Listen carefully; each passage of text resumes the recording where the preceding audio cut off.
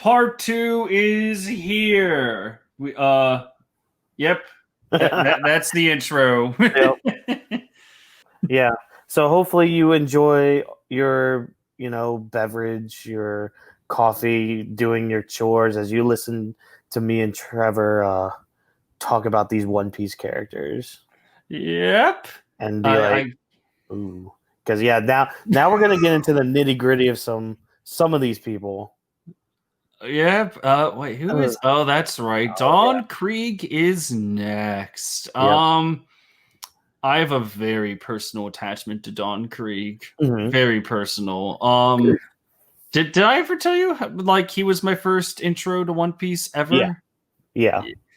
And for anyone that doesn't know, the first time I was ever exposed to One Piece was during a Shonen Jump magazine, and it was the chapter where Luffy beats Don Krieg, and I had like so many questions, like, okay, who is Iron Man? Who is Luffy? Who is Mr. Fantastic over here? Why is he a pirate? What's going on? Why is his leg suplexing this giant purple-haired man? What is going on here? And that's how it started. So I have a very personal connection to this character. Yeah. But objectively, he is kind of weak. Not weak in power scaling. Well, kind of, yes, but weak as a character. What was his goal exactly? To just rule the world like any other shonen movie villain?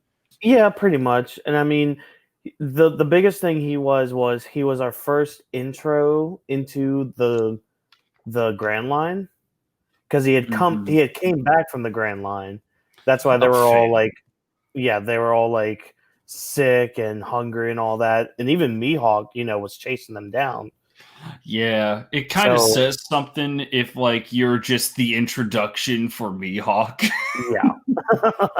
So I mean, I don't know. For me, I would say C, just because like in the grand scheme of things, it's just he's kind of run of the mill, but like a top C, because at Yeah, least he did do something. It was a big fight for Luffy. Like yeah. it It's was like it was definitely a lot bigger than what the arc before this was Usopp's arc. yeah. Yeah, definitely bigger than Kuro. I can't wait to get to him. Oh if my he god, if I he's can't on wait. here, he has to be on here somewhere. Yeah, I'm pretty sure I saw him.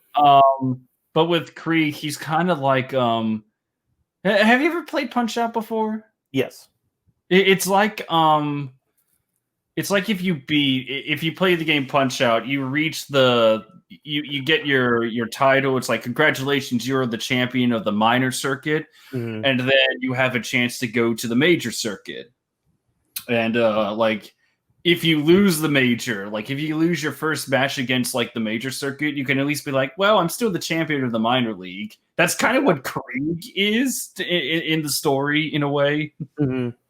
Yeah, so maybe the lowest of C. No, well, shit. Sugar's there. Jesus there. God damn it! I'm remembering all the characters we put in C tier. How important would you say Krieg is, or how more important? Because I'm honestly tempted to put him right under our giant and right above Alvida. That's fine. Yeah, So yeah, Krieg has more story. Like, Alvida's been in the story longer, but Krieg, at least had.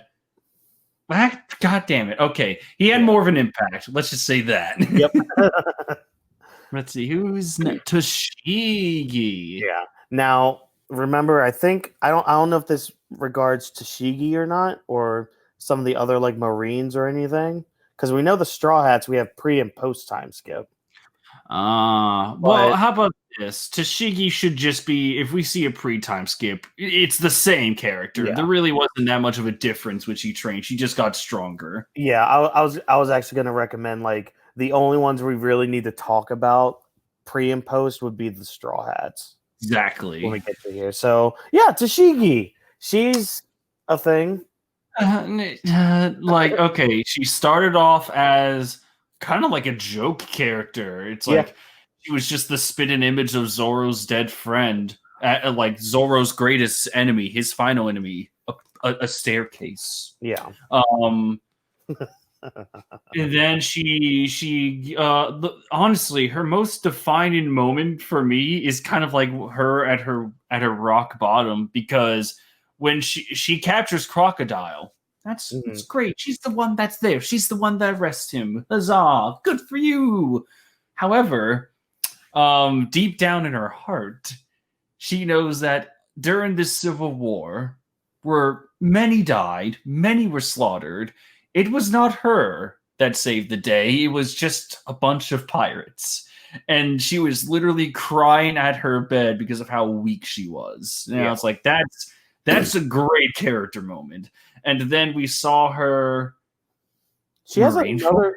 Yeah, she was at Marine. Well, I mean, we see bits and pieces of her with Smoker, but yeah, her next thing is like in Marineford, but she really doesn't do much there. And then after that would be Punk Hazard, which and unfortunately, that's where like her character just took a back seat, because like she was only entertaining because Smoker was in her body and all the shit he did with that. Context is very important, by the way, people.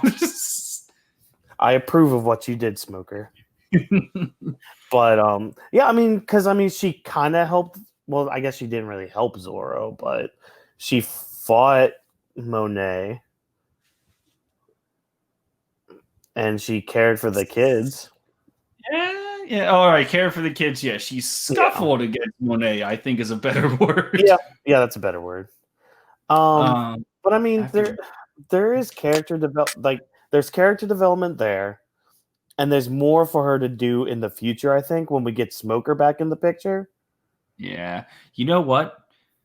Lowest of C. And I mean just the lowest of C. Like she's there.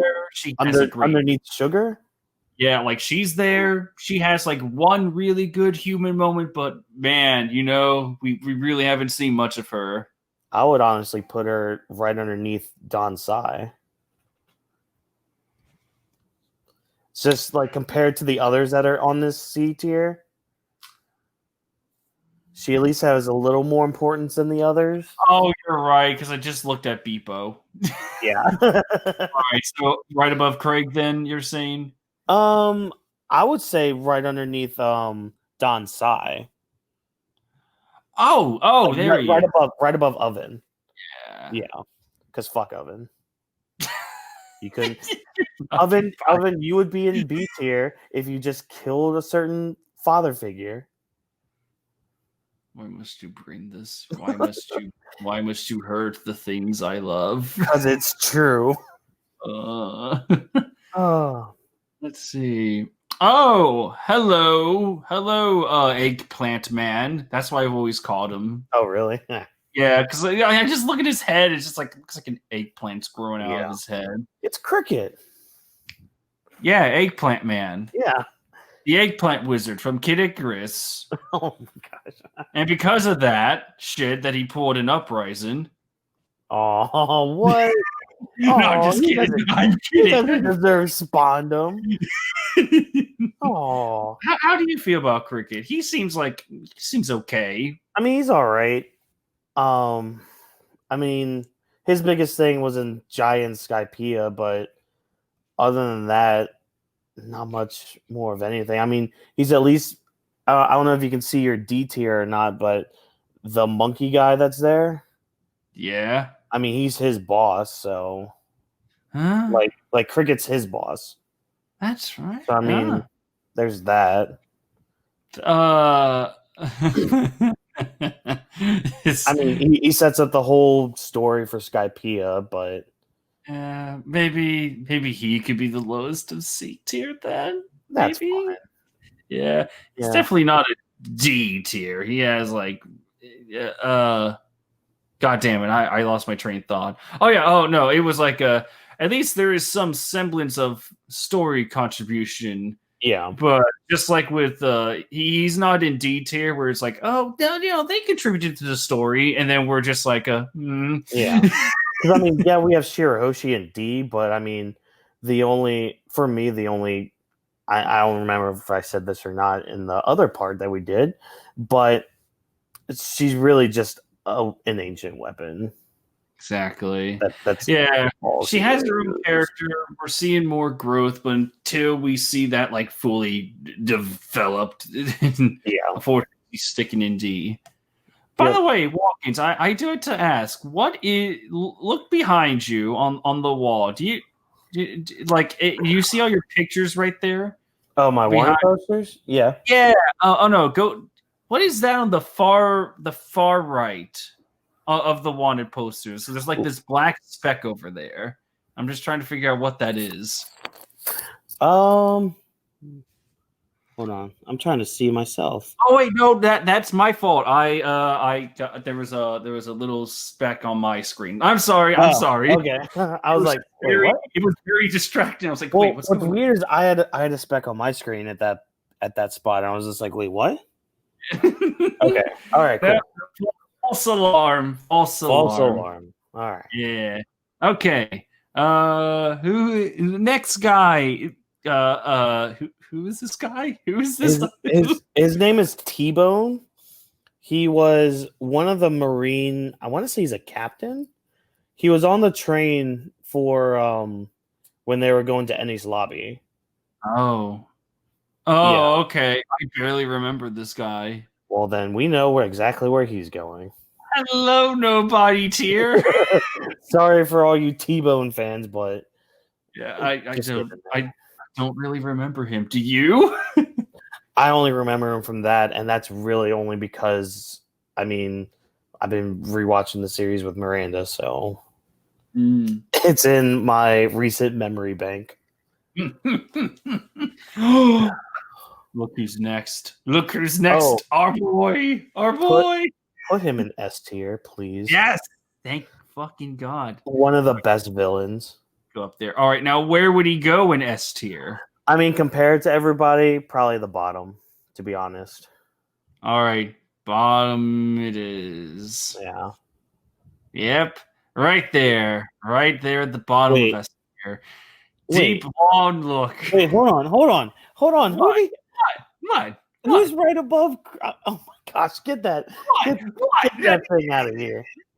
I don't think I didn't see that. What do you mean you didn't see it? I mean, you did it when I did it. No, I didn't even see you do it. You know why? Why? Who'd you swap out? When I told you, hey, what's that black speck on your wall? And when it was a risky gamble because I couldn't check StreamYard because I had to do it quick. God damn it. Back in D. D? He was in D. All right, fine. He was underneath Shirahoshi. Fine, he's there. He's in D tier. He's in B. You put him in B tier. No, he's in D tier with an extra line in it. Nope, I see him right there. God damn it! Where did I even put him in D? He was before Smoothie.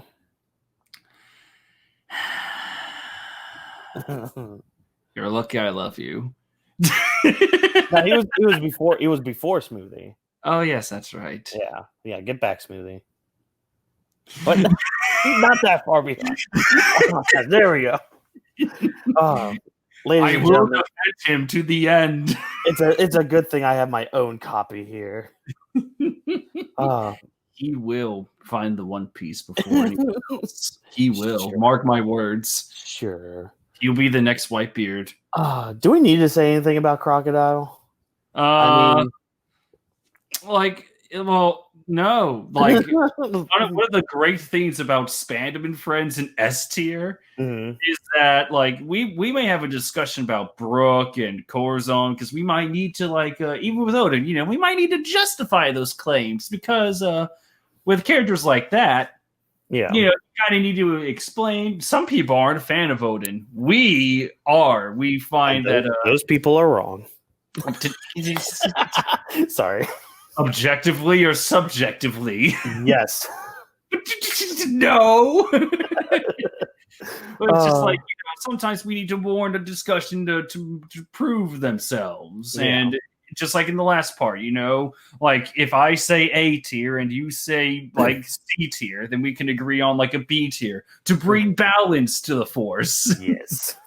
But with Crocodile, he's one of those characters that's like Shanks, Garb, Whitebeard. He's so goddamn good at his job as character. There's not much needs to be said. And he actually has development. Mm-hmm. Good development. That makes sense for his character. Yeah, like seeing him go from like warlord to renegade against the Marines at Marineford is great. Yeah. The fact and he's justified too. He doesn't want them to win. So he's just like, yeah, fuck you guys. I'd rather help out somebody that kicked my ass than help you bunch of assholes. Yeah, now he's just doing his own thing, whatever it is. Whatever that may be. Give us that cover story back, Jesus. I know, right? Oh, God. Instead of beige. We already took care of that in a previous story. Don't worry about it. Everyone knows how we feel about it. Okay, good. Moving on. Yeah. Oh, wait, just be sure. We're putting him right under Brooke, you said? Yeah, that's fine. All right. Sweet. Yeah. All right. So anyway, moving on. Hey. These are my top 3 villains. I couldn't help but do the joke. Top three of my 25 One Piece villains. Look up the video, everyone. If it means that much to you, he can go right above Brooke. No, you will not do our boy dirty like that. Good. Everybody, he passed the test. Oh, look who's next. Oh, I see who's next. I feel like he is should Tom just go like in the upper echelons of A tier? Yes. I mean, it's Tom.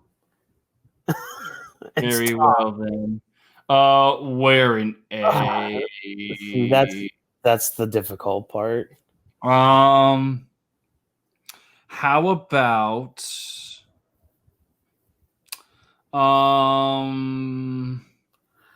maybe right next to how does this look? Right next to Kuma. Right next to Kuma Sengoku?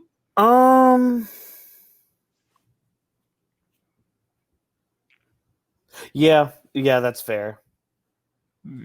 Yeah. Like his character's amazing, but like Sengoku, he's not in the story for all that much. Yeah. Not much to say about Tom. I mean, it's Tom.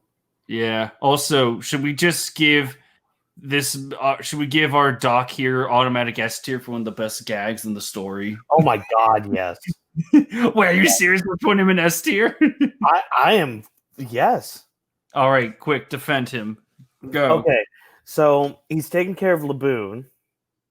So we'll see him again. He's taken care of him for 50 years. He went on Roger's last voyage. He was the doctor for Roger. The gag, do we need to say more about that?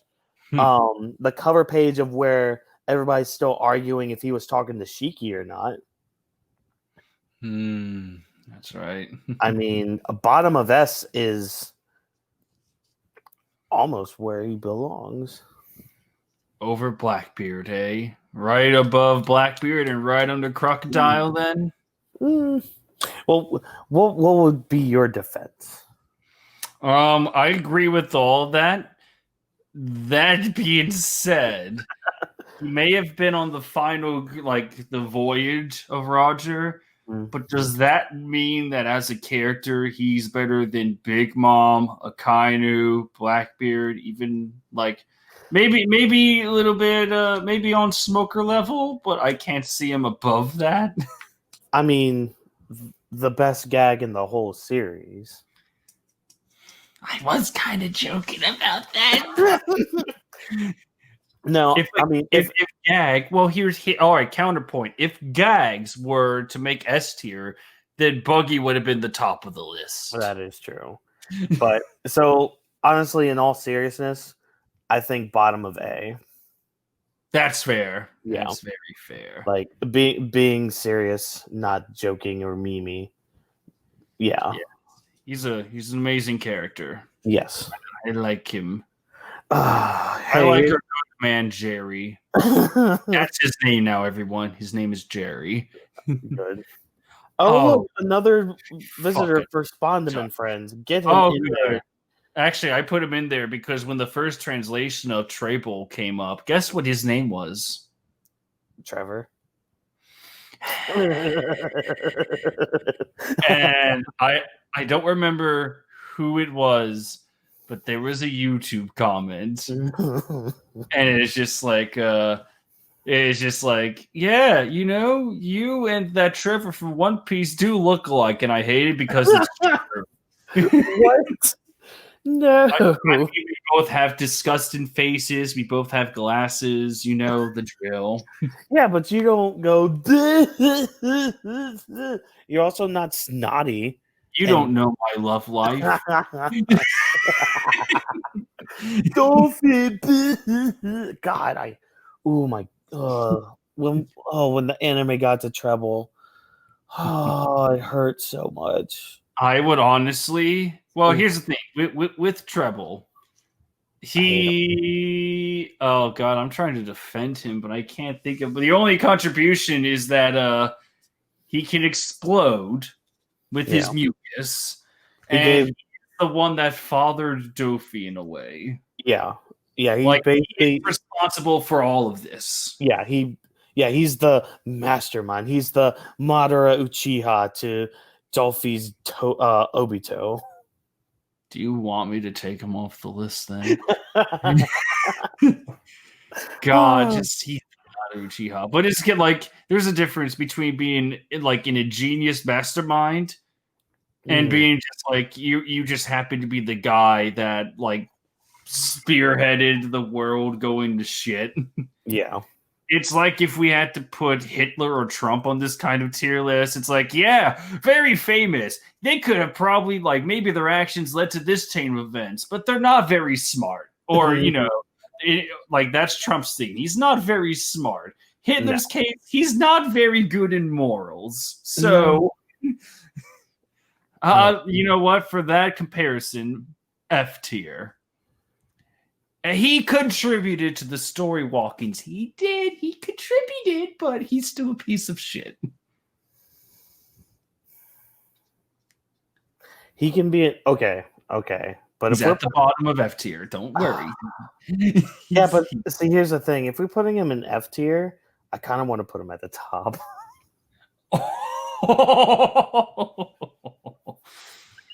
Oh, that's the face of F tier. Yes. Okay. I was being like, wait, are you really going to argue against post time skip sound? No, wait, no. You want a disgusting mascot for F tier. Trust me, we are. I am rewatching Fishman Island, and I hate all of the Sanji stuff. And it's only gonna get worse when we get to Punk Hazard because he gets worse. How's Miranda liking the Sanji? Didn't she say that Sanji was like one of her favorite characters before? Yeah, she's laughing at this part, which I understand because you know this is the gag part. It's not like the predatorial part. Yeah, it's like the Force Awakens. You like it at first, and then you think about it some more, and you're thinking, "Oh, good God, what happened?" I think the only defense I have for it, and this is honestly not to plug somebody else's stuff, but because I watched Totally Not Mark, doing his One Piece read through, and he actually made a good point that the gag of him in Fishman Island, at least it went further than just a gag because it actually had story consequence with him needing the blood transfusions and all that. So like, yeah, we may not like it and all that, but it does at least add something. Yeah, I guess, but it kind of just sucks that it's just the gag that led to it. Yeah, and I mean, again, I'm not saying it's still my favorite thing. It's far from it, but it's just that repeat, and it's like making a repetitive fart joke, and then you make like fart number 5 have story relevance, and you're like, wait, what? Yeah. So, but yeah. Ooh. Oh, here we go. Ooh. Okay. Kuro. Ugh. I think I put him at number 20. No, where the fuck did I have him? Number 23 on my 25 villains? He was definitely in the lower part. Yeah, probably. Because, I mean, yeah. Go ahead. I just remember, like, his design is fantastic. Why he has poop on his jacket, that still eludes me to this day. Yeah. Like, why would you have poop on your suit jacket? Come on. But the cat, like, having ever since I was a kid, I always thought, like, what if someone had blades for fingernails?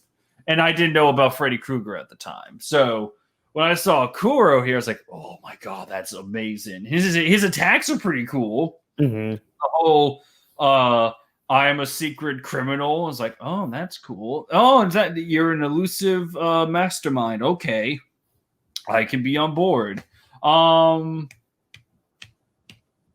Yeah, I actually kind of like him. I do. Yeah, like my thing with him is for me, he's a villain that showed up way too early in the series. Mm-hmm.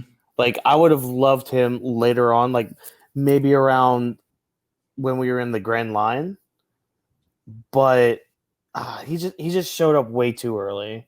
Yeah, it's like he is essentially the best minor villain you could have. You know what I mean? It's like basically, if you were in the Frieza Force, you have Frieza, then you got the Ginyu Force, then Zarbon and Doria, and then you have like all the lower class men, and then you have that one soldier. It's kind of like the de facto leader. It's like, oh my God, yeah, that guy, he's pretty great in comparison to everyone. Like in comparison to the superiors, not even close because of what they have to the table. But man, he's pretty good. I like him. You get a beer with him and then die. Yeah. So with that being said, honestly, by the way, I did some research for you real quick. Yeah. You put him at number 23. Knew it. For your top 25. Knew it. So, I put what was number 25? Jack. No, 25 was 25 was Hody Jones. It was Hody Jones. That's right. 24 was Weevil. Oh yes. God, good times when I thought that Weevil would amount to the story. What do you think about Kuro? Honestly, the absolute lowest of B tier. Nope, what just fell? Oh, that's just cable. I'm looking at C tier, and I'm like, yeah, I like Kuro more than the others in C tier. Who's in B tier? Look at the bottom. Look at the bottom of B tier. That's true. Yeah, I think Kuro has a chance. Like he could stand with them at the bottom.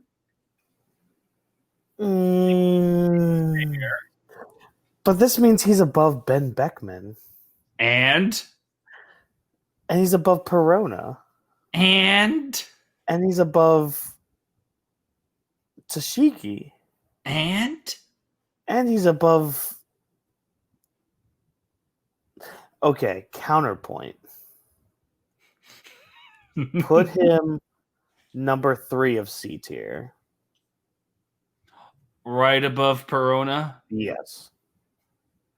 I think he fits more in with the C tier crowd. You're right, because I'm looking at Chopper.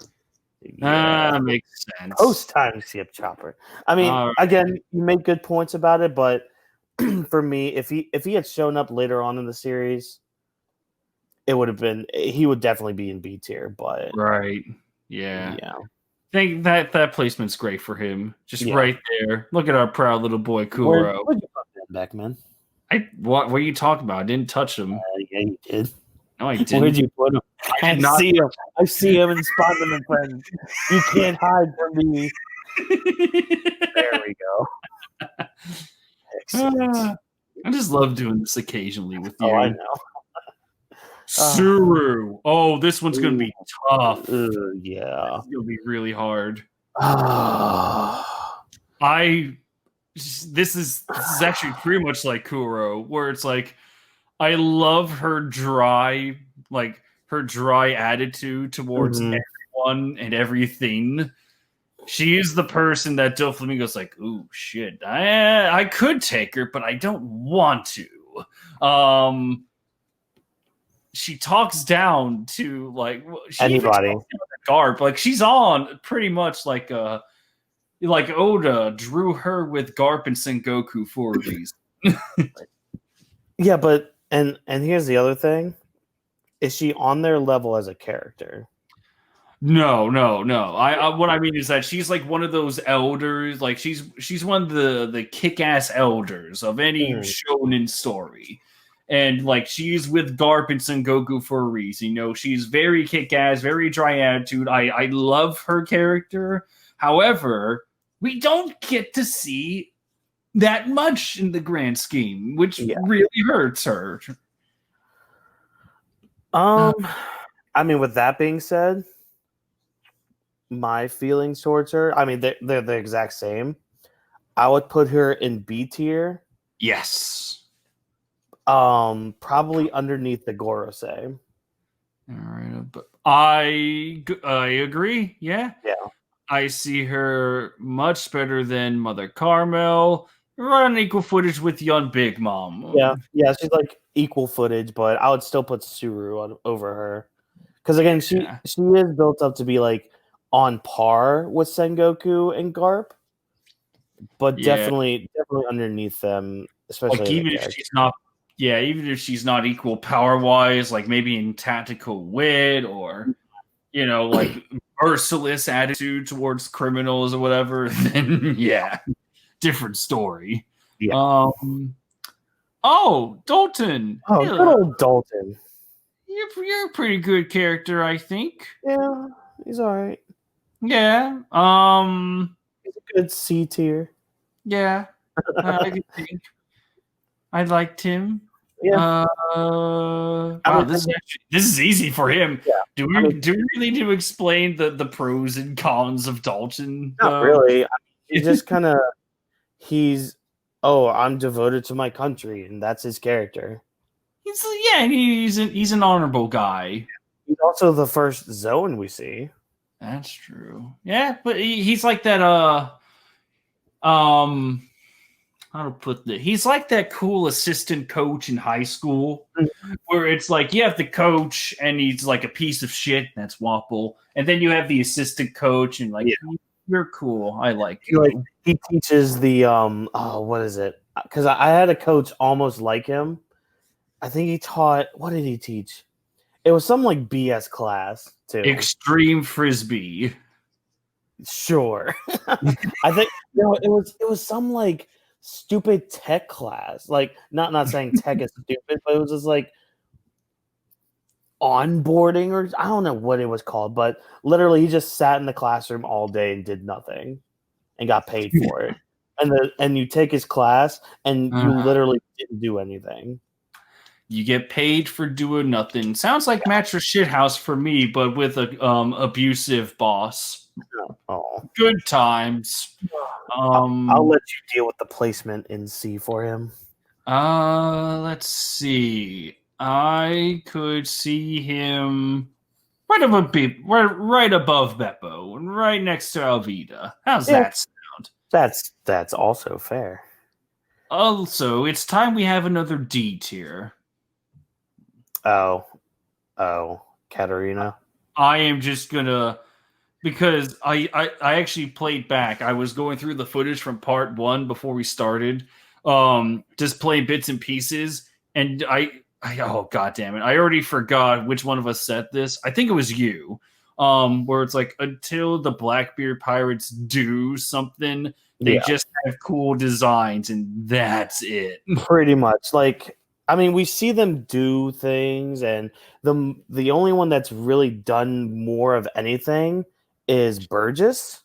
Yeah, and that's why he's at the bottom of C tier because Yeah, his character still isn't that good. no, and that's why like the other two are together in D tier.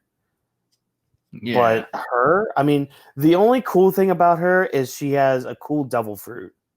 Hmm. She's the nine-tailed fox. Yeah, but we haven't seen her do anything. Oh no, we haven't, but I feel comfortable putting her in the D tier. It's like if you looked at Naruto with the Jinchuriki, and it's like, look everyone, it's Han. He has the 5 tails inside him, and we're like, yeah. cool.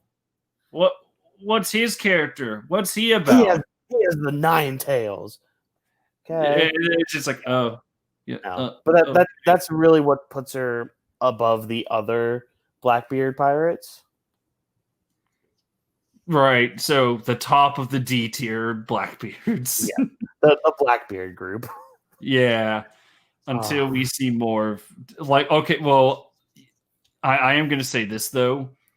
If we see Doc Q's horse, and yeah, if our little theory comes true that the horse, like the human that like Doc Q himself, if Doc Q dies from whatever like sickness he's like harboring around or how like down he is, if he just drops dead, the horse just grabs Blackbeard's cloak, puts it over him, and Doc Q comes out with Doc Q's power and just becomes like this ultimate badass, then the horse is going in S tier. I don't give a fuck. Yeah. It, No, it, played, it played the ultimate long game. oh. Oh, Next is oh, our Lord and Savior, God oh, Usopp. oh, This is oh. God Usopp, not This just is post time skip. This is God Usopp. what if there's another character in this list and it's literally God Usopp? And we will switch these two. But until that Oh, happens, God Usopp goes in S tier. but no, Ah, no. Oh, come on. All right. In seriousness, like here's the seriously, thing. Here's with the Usopp. God He had a Usopp. very interesting start. Yeah, yes, God.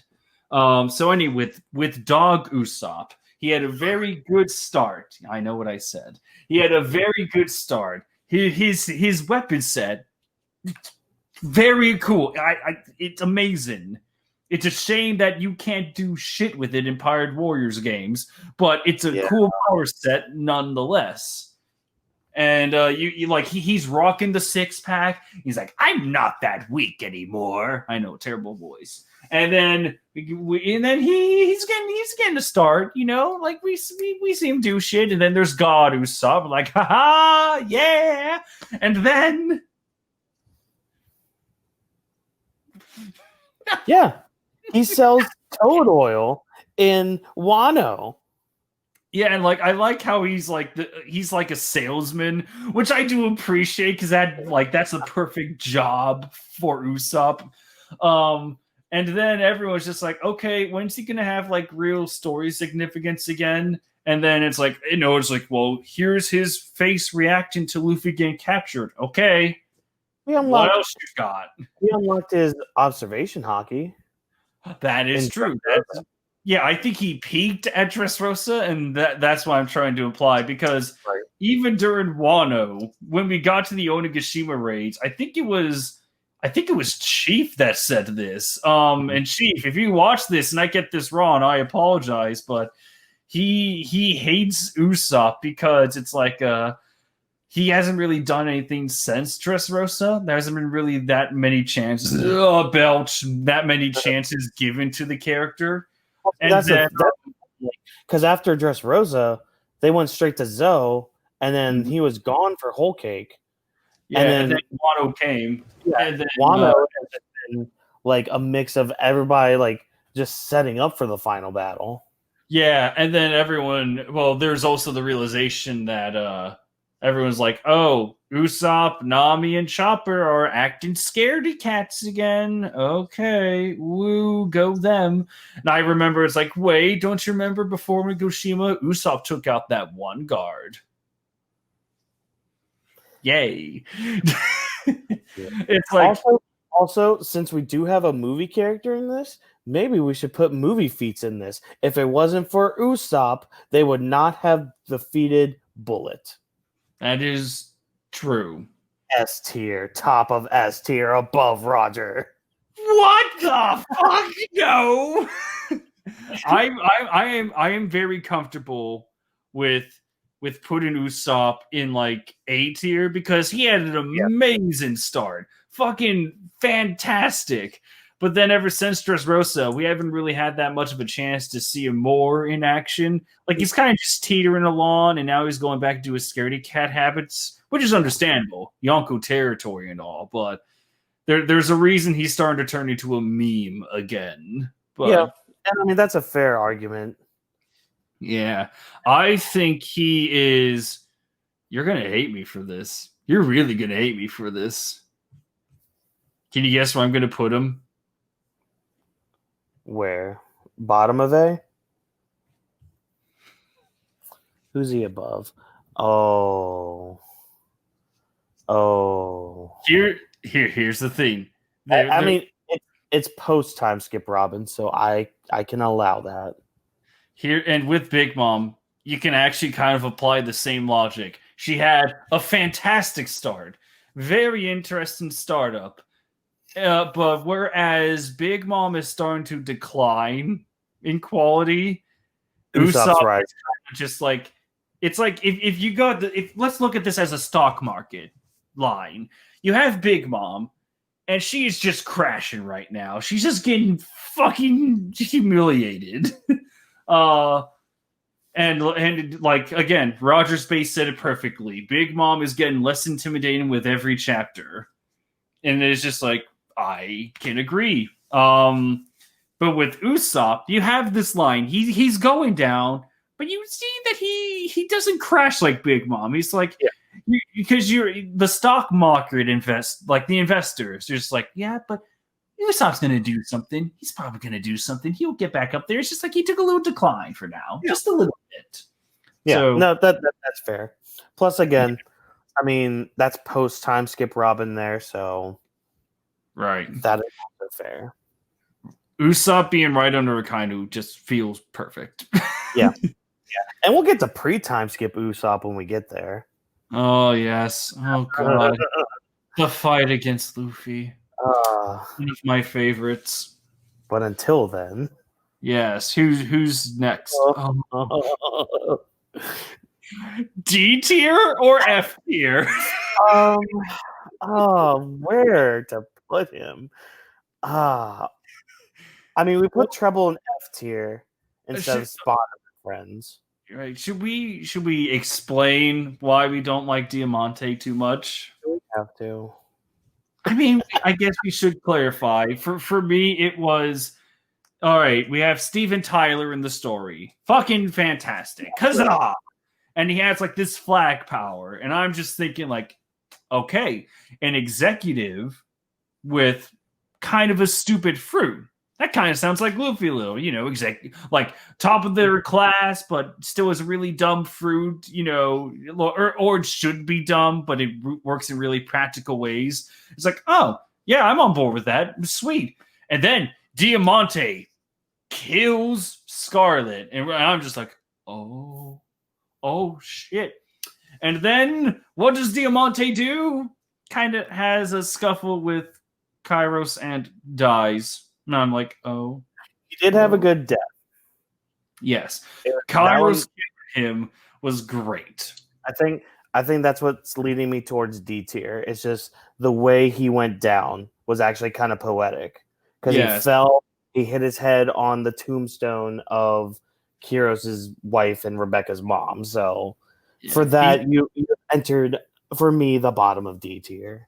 He's one of those characters. It's like, oh man, the contributions and like the devil fruit and just the character introduction. Like, oh, okay, I'm on board. And then his actual character is just like, oh, you're just a dick.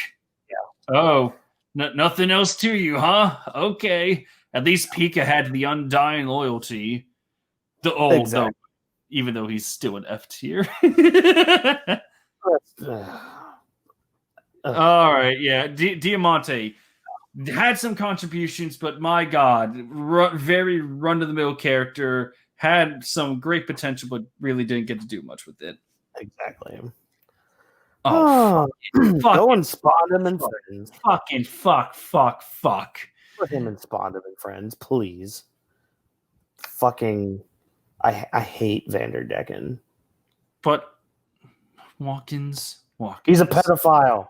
Whawkins.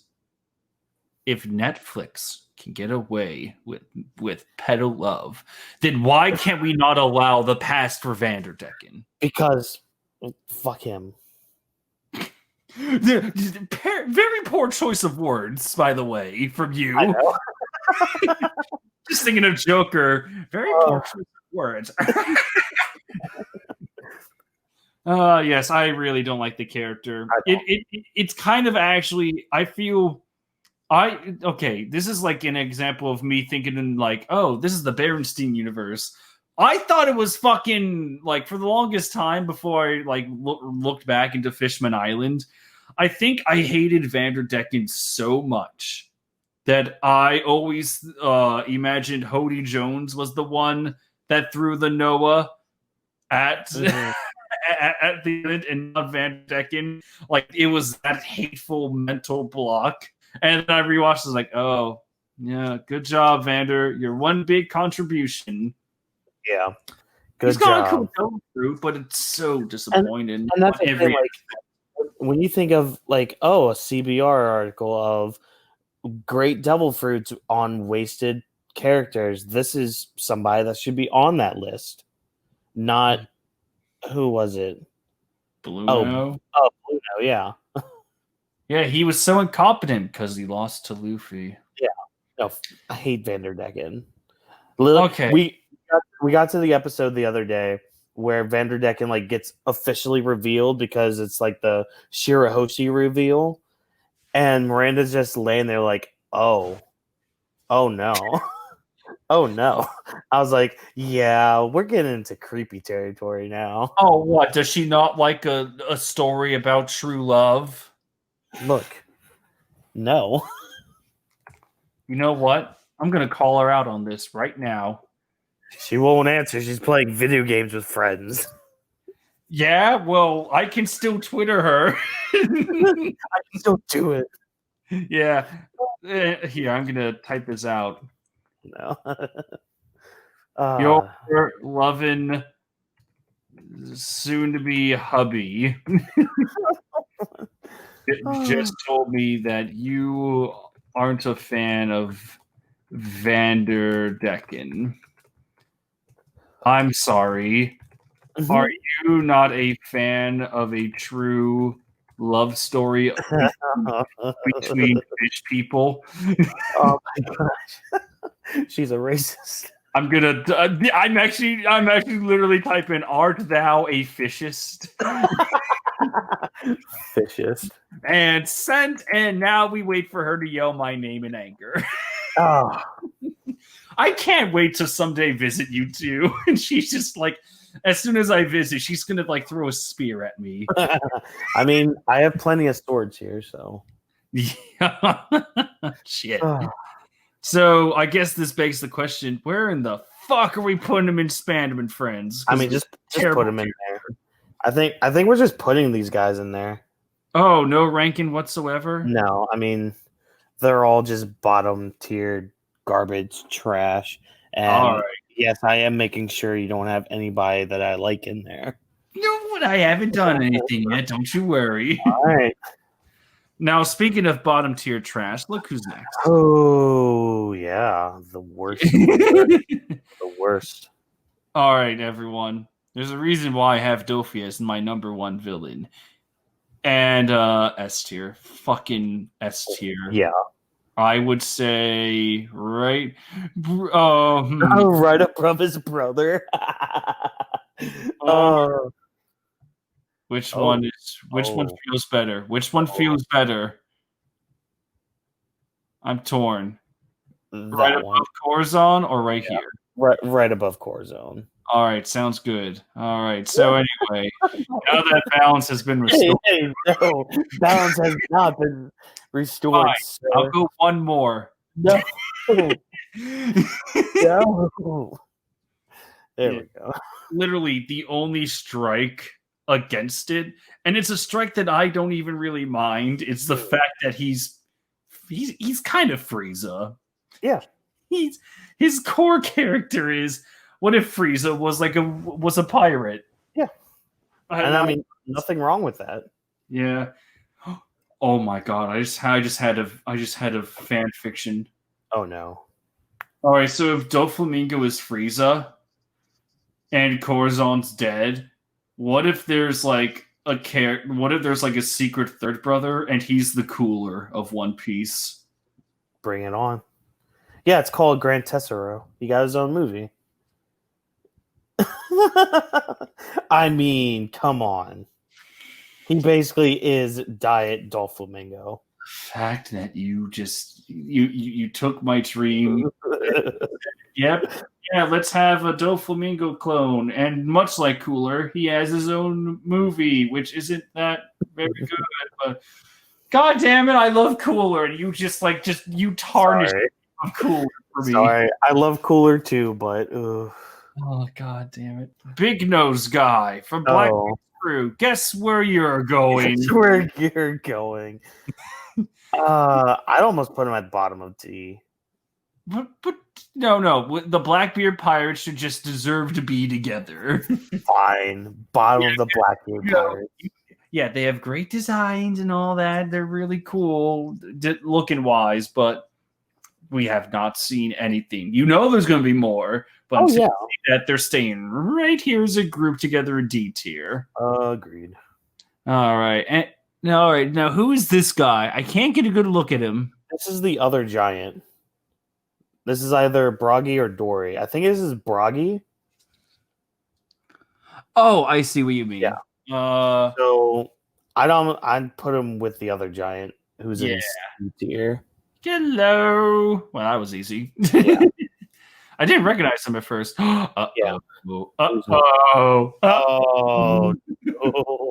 Uh-oh. Oh, Virgo. Okay, let me go into therapist mode on this one. This will require some deep thought. Okay. All right. Let's review the character real quick. He's a marine trader. Well, not even a trader. He really was never on their side. Yeah. But he went to the Marines. He's a spy, essentially just a spy. No nonsense kind of character. Though he's like no nonsense.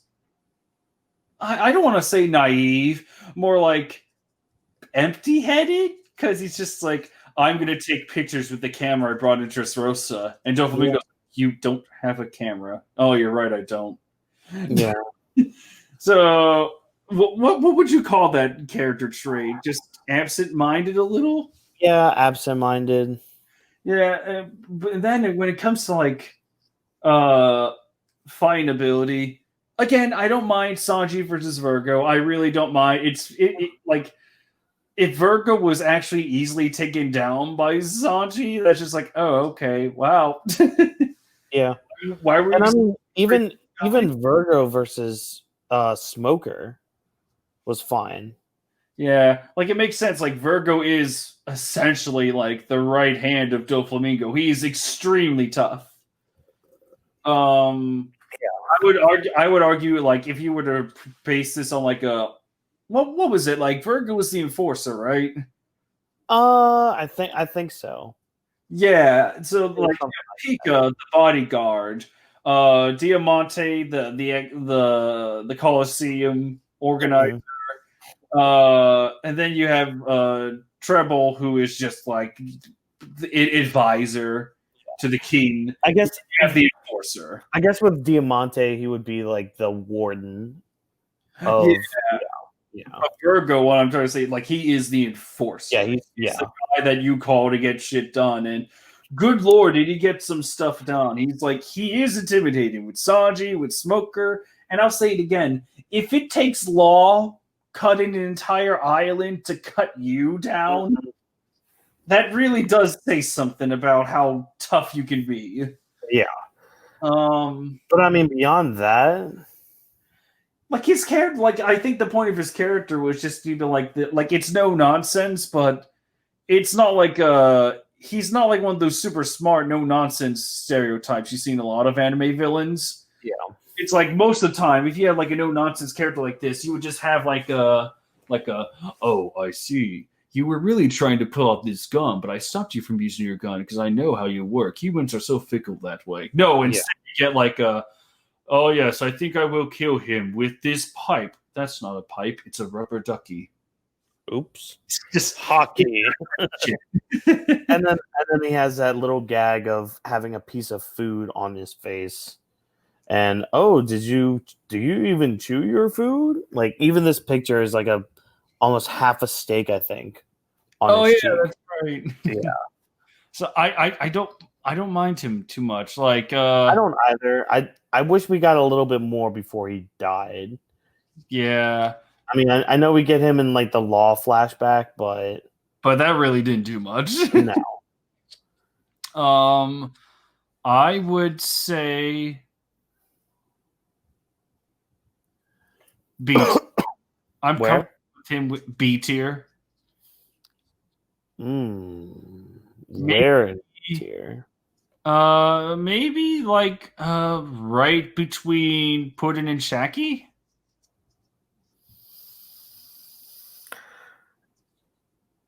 Yeah, I can. Yeah, I think that's fair. Yeah, that's fair. Yeah, I'm looking at it now. I'm like, yeah, that's more than fair. Yeah. Yeah. All right. Was it two? Okay. Oh. Oh, this one's gonna be hard. Okay. Oh, this might be very controversial of me. I don't know. But, Go ahead. let me look at everyone. The tiers.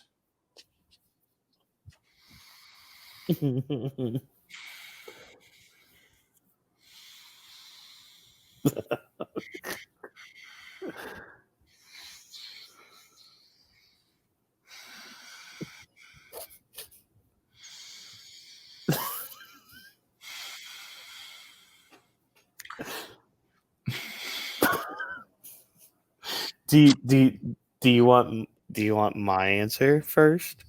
Yes. Top of B. I mean, here's the thing. Dragon has story significance. He does. He has his reputation is infamous. Yeah. Like anyone that's like in his organization just has nothing but the highest respect for him. Yeah.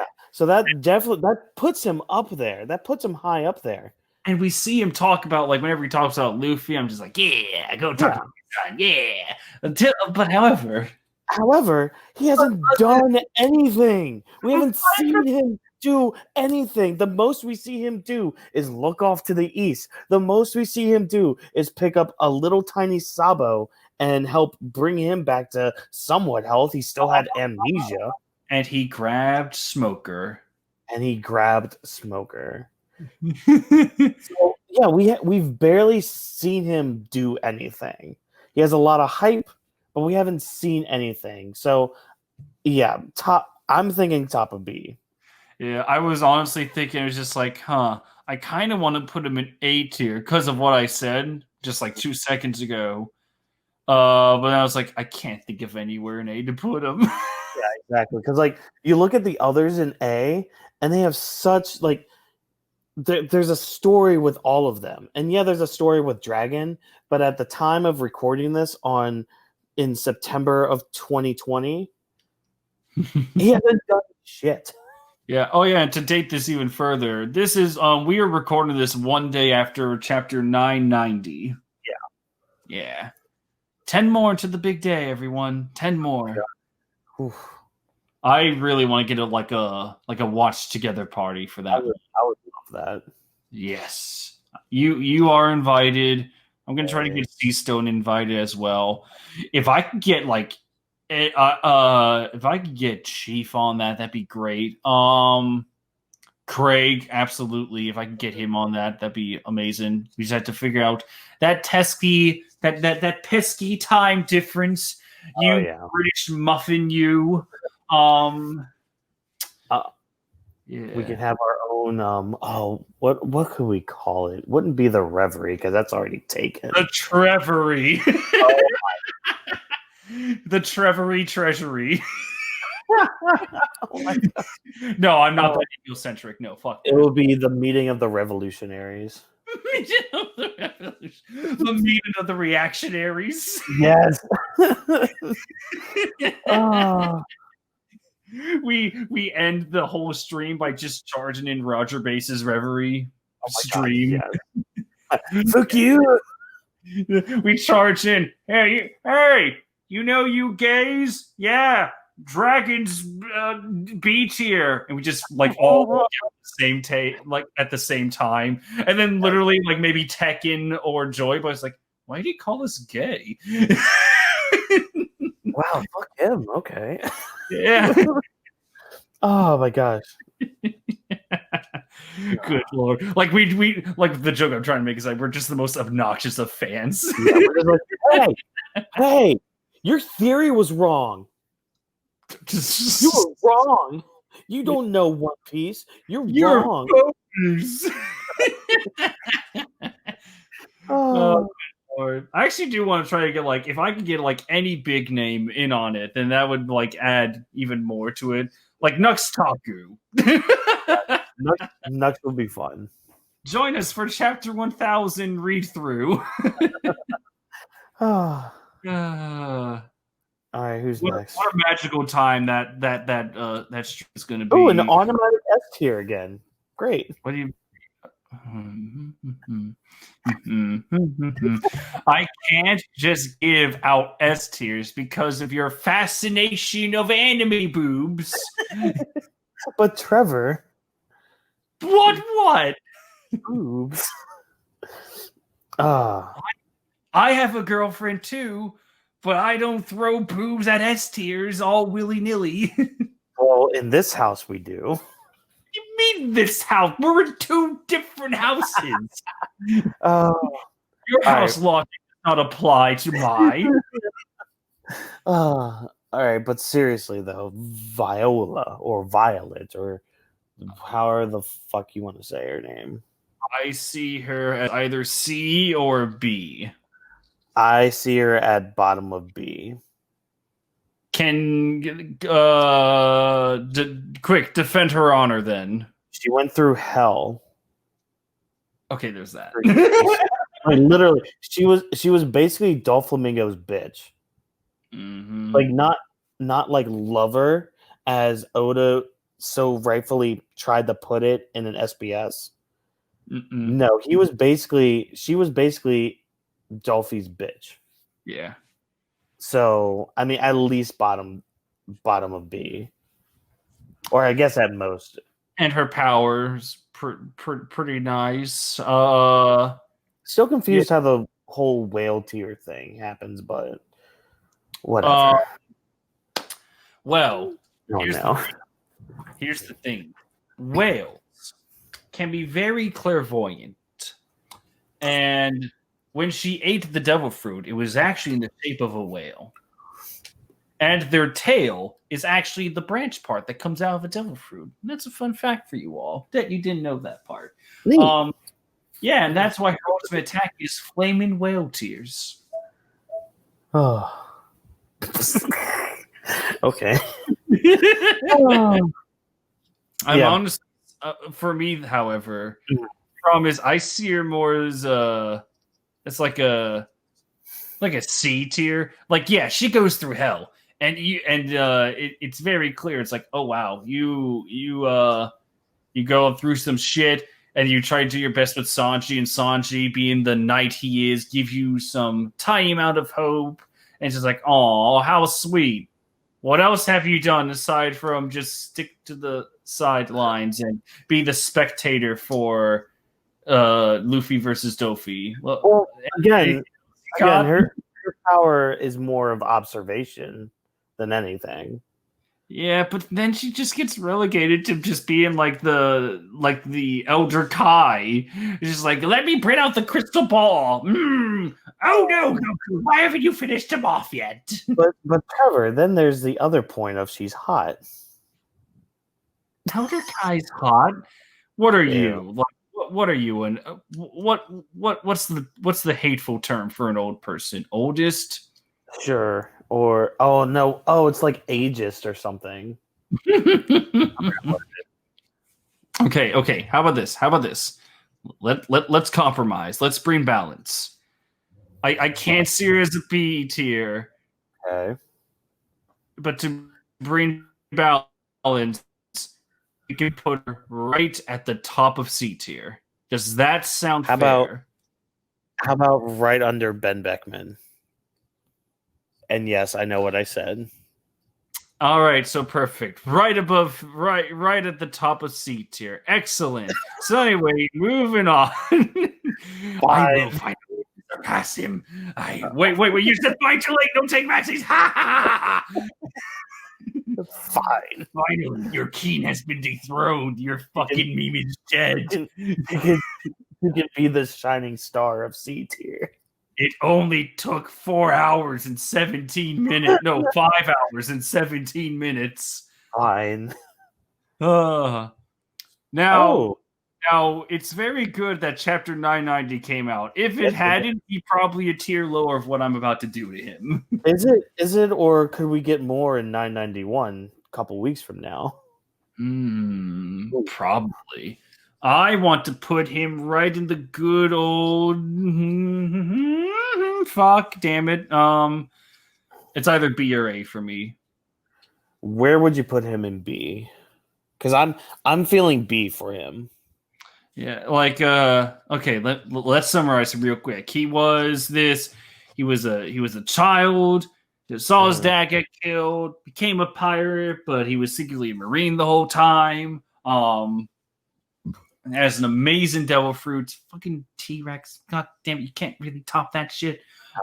He has a move called Excalibur. Yes. And his dinosaur form wears like a silly coat and hat. It's amazing. Let's see. He goes in Wano. He has his amazing hybrid form. He was like, "Oh, you mastered the zone. Very nice." And then it turns out that he's secretly a member of Sword, and it's like this. He's this man, especially in Chapter 990. We see this like he's just a man that, yeah, he just wants to do the good in the world, but on top priority, he wants to survive. So, I have a lot of respect for this man. His life is very interesting. Like, I think that's the best compliment I could give him. He has a very interesting life. I can't wait to see more of him. He's definitely one of my favorite supernovas. Like even before like the new world shit, he was one of my favorites because fucking T-Rex. Yeah, I really like his design and his devil fruit, and the story significance he has now. I mean, he's joining the fight with Luffy. Yeah, like Kaido. Awesome, great. His character's like again, it's like noteworthy. You know, it's like again one of those like he's like one of those no nonsense type characters, but it's like he doesn't take himself too seriously. He's just like kind of like that cool guy. Yeah. Plus, he does have a weakness for girls, if you remember. Well, not only girls, but what is it, Germa? Since he grew up in the North Blue, it was all about those Germa comics and the Sora comics and all that stuff. Yeah, so, like again, he's pretty cool. I like him. I would keep him in B tier, and honestly, I would put him between Reiju and what's her face? No, right underneath. Yeah, I could see that. Yeah, I see him as equal footing with Reiju as of this moment. But I mean, Reiju boob, so you know. One of these days, come chapter 991, Drake is going to say something, and I'm just going to sneak him above Reiju at that point, depending on what he does next. If he does, then great. Boobs won't save you. Boobs will always save. Oh, Vista. Okay. C. C? Yeah, I feel comfortable with C. Where would you put him in C? Um, above Weevil. Actually, no. Actually, yes. Uh, shit. Evil and Oven? Well, then there's Tashigi. Yeah, actually, no. I feel comfortable. Yes, yes, yes. I would put him between Oven and Weevil. Mm, Hear me out. yeah, no. I see that. I can see that. Because Vista, aside from all right, he has the cool design down, and he's able to fight Mihawk. That's it. Yeah, pretty much. You can tell that he's like one of the more prominent commanders. Likable character like Marco, you can just tell just by looking at him and how he interacts with Mihawk. But like outside from that, there's nothing. It's like, wow, what a very amazing first impression. But that's all we got.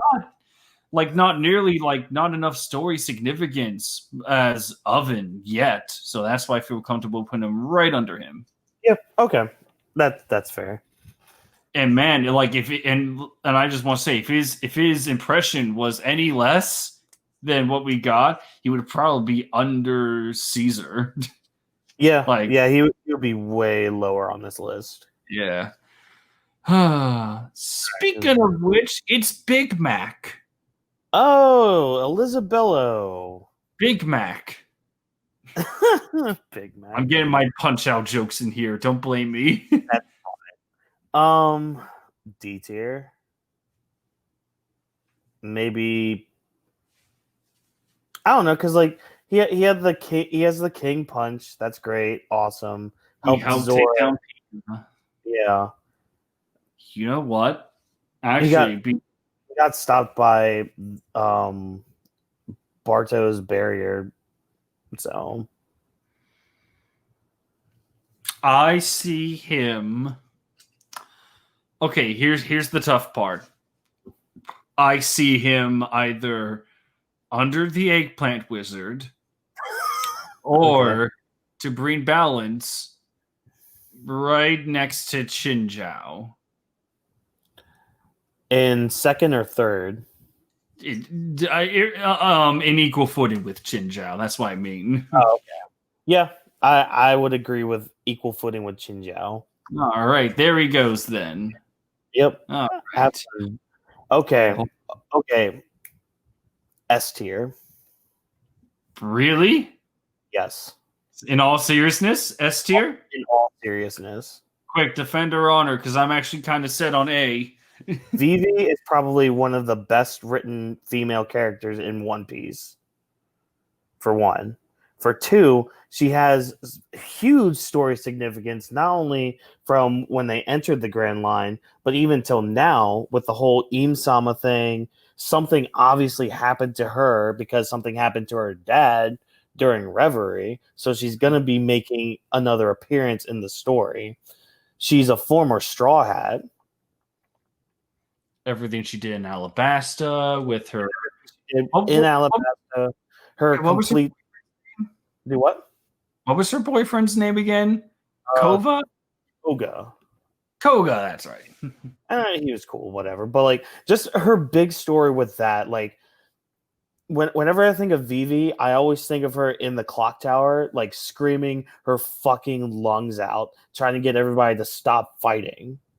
And then it finally starts raining, and then her voice finally like cuts through and shit. Yeah, that's pretty good. Very powerful moment. And of course, the goodbye scene of her on the coast and the Straw Hats, lifting up their arms with the X and all that bullshit, sappy moments. You know what? Yeah, you got through to me. Yeah.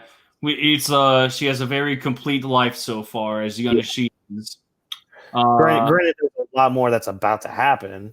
Her childhood, her time as the princess, her time as an undercover agent with Baroque Works, the Straw Hats, Alabasta itself. Yeah, she is amazing. You have moved me, Whawkins. You truly have. I shall place her where she belongs. I wouldn't go that far. All right, fine. There, and that's all I'm budging I on. still wouldn't go that far. I'm not budging. I won't, but There, happy. yes, that is actually well. Actually, I would kind of put her above Crocodile. Yeah, yeah. Oh no. You're above Brooke because we know Brooke's going to do some more crazy shit. Yeah. Plus, I mean, I'm sorry, Brooke talking down the Big Mom is still a bigger moment than most of these other assholes on this tier list. Yeah, and again, like with Brooke doing more stuff in the future, yeah, he's destined to either stay in this one spot or go even higher up on the S tier. Yeah. Okay. Oh. Hello, God. Where do we rate God? I will easily solve this for you. Right here, right now. Ooh. Oh, okay. I was like, oh, B. No. Unfortunately, we're at that point where I have to move someone to a tier and then scroll up and then move them up. So A above Big Mom. I mean, underneath Big Mom. He made his impression. We love his character's great. He's very egocentric, very full of himself. Like one of those classic tropes that really does not fall flat, which is amazing. Which is an amazing thing to accomplish. Yeah. Power is great. It's amazing. Went to the fucking moon and is on his way back.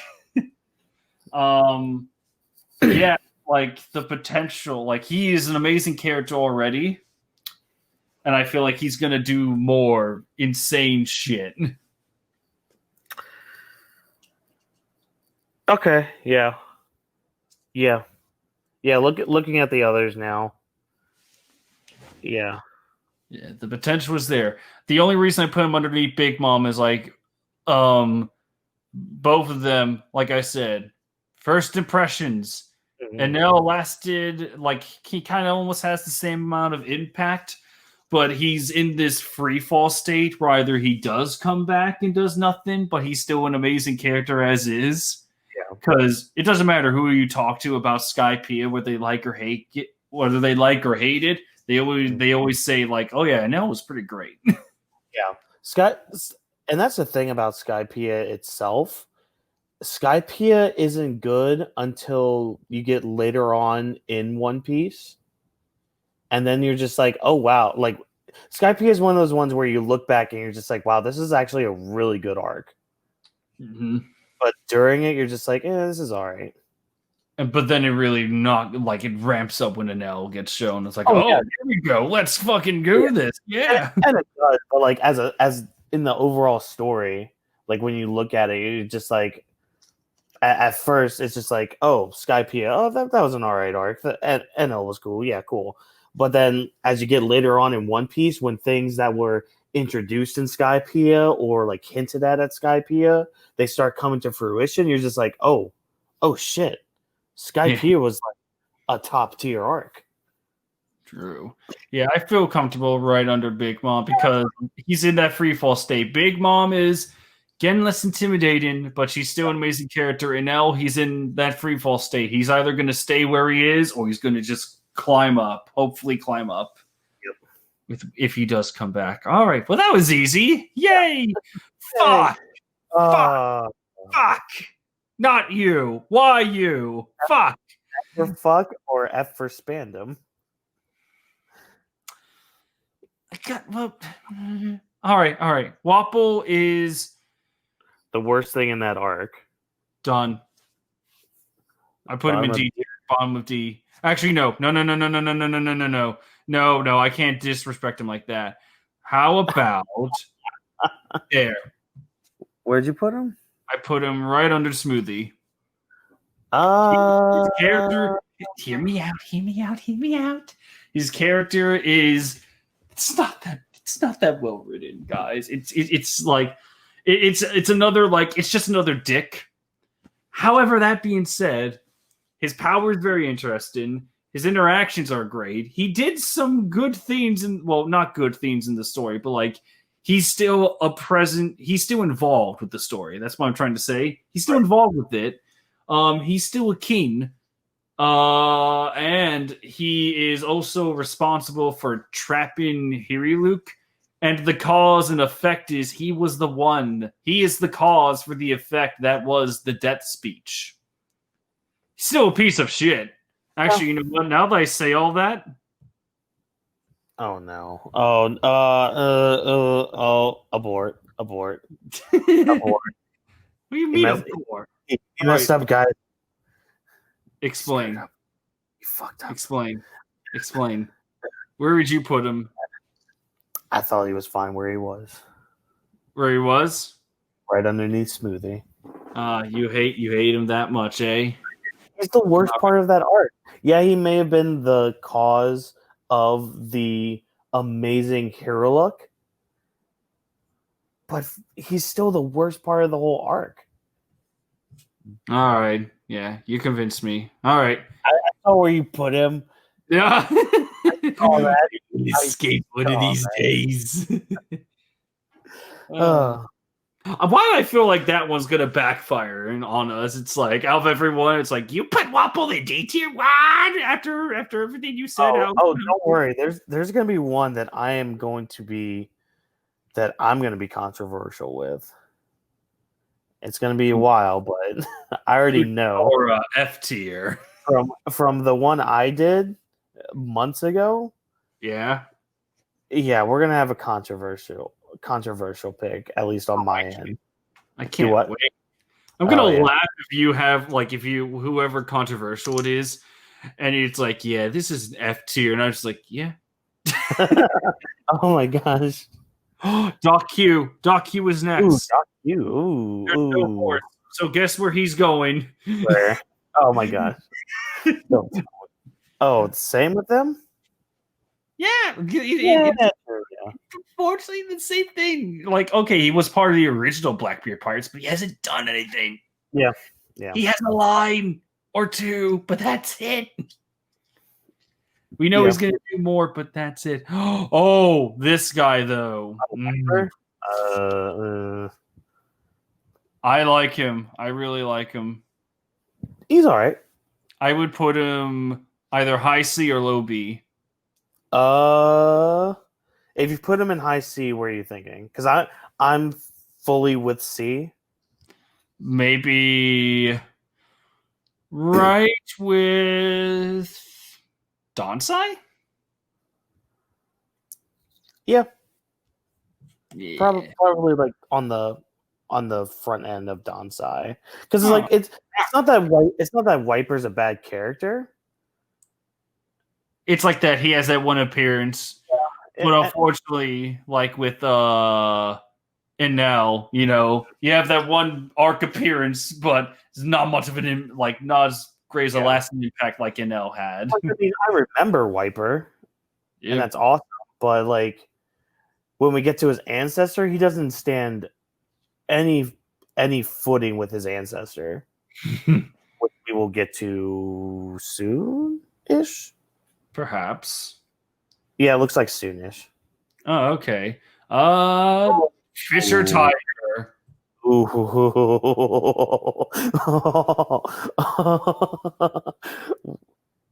Oh, where are you putting him?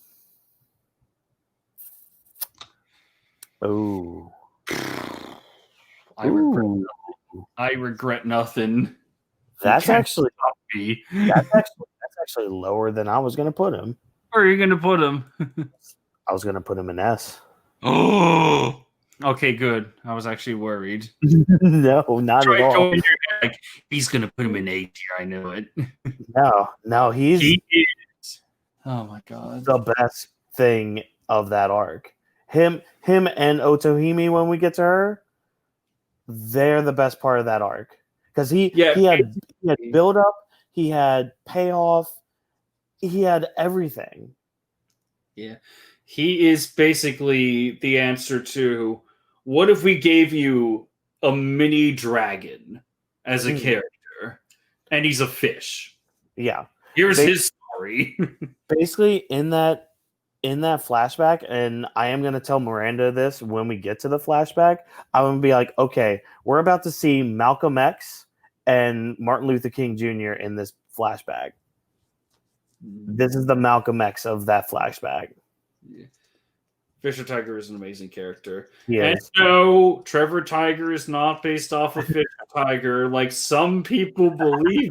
I don't Really? Yeah, like when I came out as Trevor Tiger, you were like, oh, God damn it, who said it? It was during one of Brago's old streams. Or no, not during. I think it was like after a stream where it was like, yeah, so you like Fisher Tiger, huh? I was like, I mean, yeah, I like him, but that's not the reason I picked him. Yeah. That Trevor Tiger is literally because I went to Towson and I had the stupid the lobotomy in my brain. It's like, tigers are great animals, and I go to Towson and their mascot is a tiger. Trevor Tiger. There it is. There we go. Where I wasted 3 years of my life. At least you left Shepherd. Yep. Good times. Oh, great times. That one semester. If you guys don't remember, if you guys want like an experience of my time at Shepherd University, oh fuck, which CBR stream was that? I don't remember. I don't remember. What's up? Oh wait, no, it was when you guys were. It was you and Ultimarx were in it. All right. Yeah. It's probably one of the earlier ones, but yeah, let's just say that for an abridged sense of context, my roommate liked to fuck people while I was still in the room sleeping. Let's just go with that shit. But maybe back onto happier things. Oh, never mind. Look, another easy one. Yeah, it's just another easy. Another Blackbeard pirate. Just do more. That's all we want. It's just for you to do more. Gonna get more, maybe. Hopefully, we'll get more eventually. PTSD. Frankie. Here's the thing: if it was not for the last two chapters, that we would be having a very different conversation. Yeah, he gets bumped up for the past couple chapters. Here's the thing about post time skip Frankie. I don't like the design. Out of all the redesigns of post time skip, his was the most jarring and the one that I did not like. Right. The most. Like, I love pre time skip Frankie. Yeah, like if I was to rank my Straw Hats, he'd be like upper middle tier. But that new design, the bulkiness, I understand what he was going for, but come on, Frankie.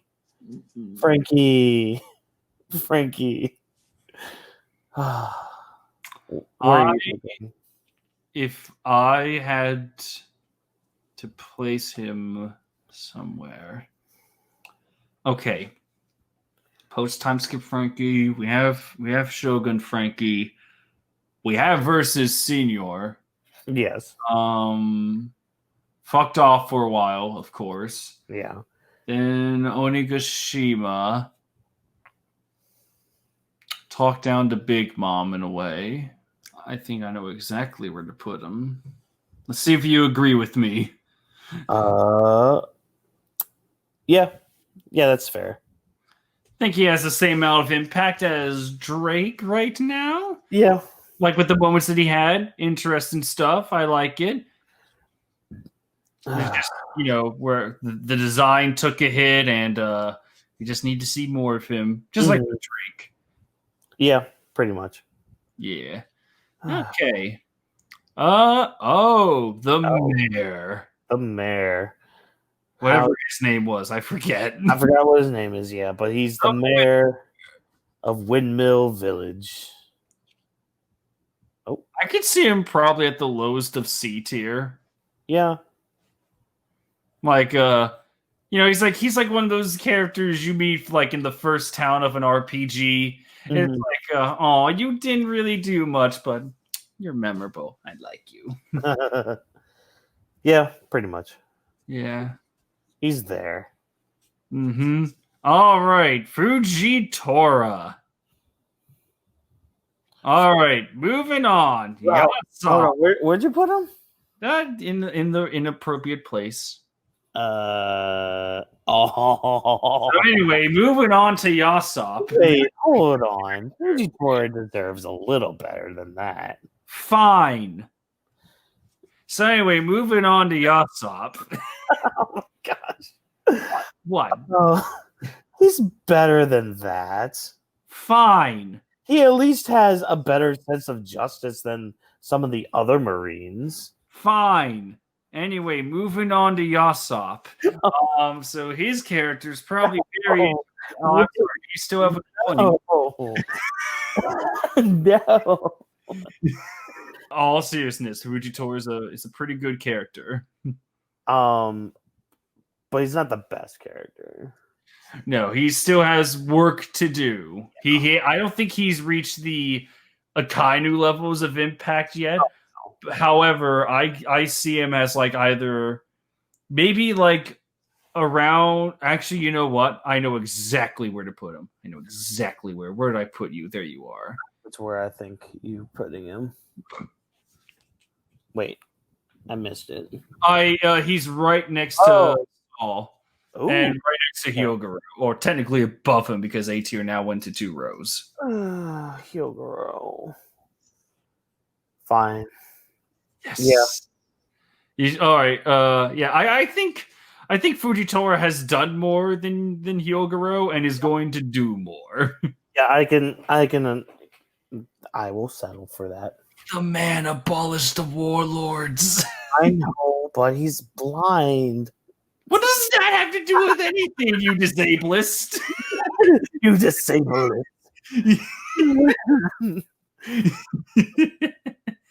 God, do we have to make an exposed video on you? Oh, you don't want to. Fine. So anyway, back to Yasop. So anyway, with Yasop, he's a very interesting character. He's an alright character. I mean, I'm putting Fujitora back. Don't you worry. I don't think I didn't see that. All right. So here's the thing. Here's the unfortunate thing with Yasop. You want to know where I want to really put him? Oh, where? Take a guess. Probably D tier. Ta-da! I like for being the father of Usopp. Great, awesome. Like, yeah, congratulations. But that being said, without the mention of like, oh, he has the dad card. He doesn't really like, aside from appearance wise, we don't see anything. Like he never talks about his son. Mm-hmm. He doesn't really do much in the Red Hair crew aside from being the sniper. It's like, okay, he's the dad of Usopp. Doesn't really say or do anything. No, he does talk about Usopp because Luffy did tell Usopp when he first met him, yeah, I know about you because I talked to your dad. Yeah, but like after that, that's over. Yeah, but see, that's the problem we have. And it's the same thing we have with Dragon, is we haven't seen him do anything. Mm-hmm. So that's why we don't see him like bragging about Usopp or anything. Exactly. We need more scenes. Like for a character that's related to Usopp, we kind of need more of him. And I mean, we probably will, but again, as of September of 2020, we don't have that. You know what? We're going to be fair. Because if motherfucking Ben Beckman can make it to the top of C, fucking Yasop can go with your precious meme lord. That is fine, actually. Because that pushes Chopper back.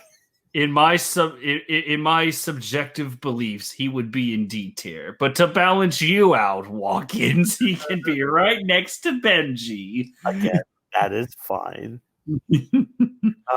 Because at least they're. Oh my gosh! So we have the Blackbeard pirates basically in D tier, Yeah. and then Oh, the Shanks pirates are in C. Except There for it is. One. The Shanks pirates are better. yep. Oh look, full body. Oh.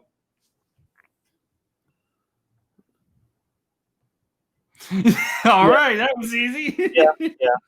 I mean, Like, what is there to say? He was a nobody, and then yeah. he became a simp for Hina with No, what's his face?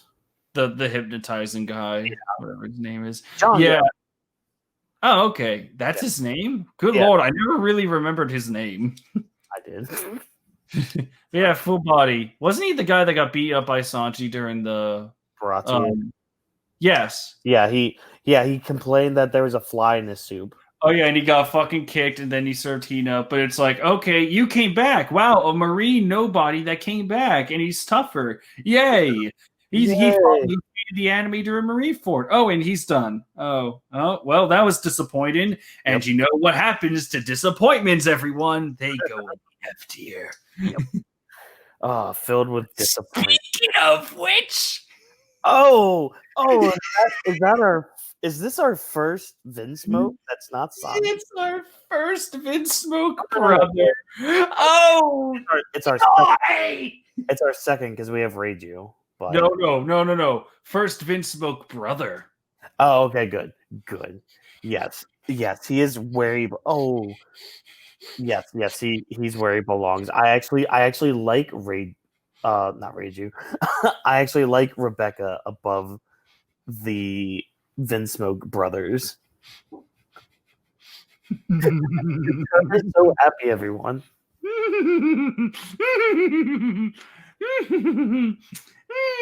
just remembering.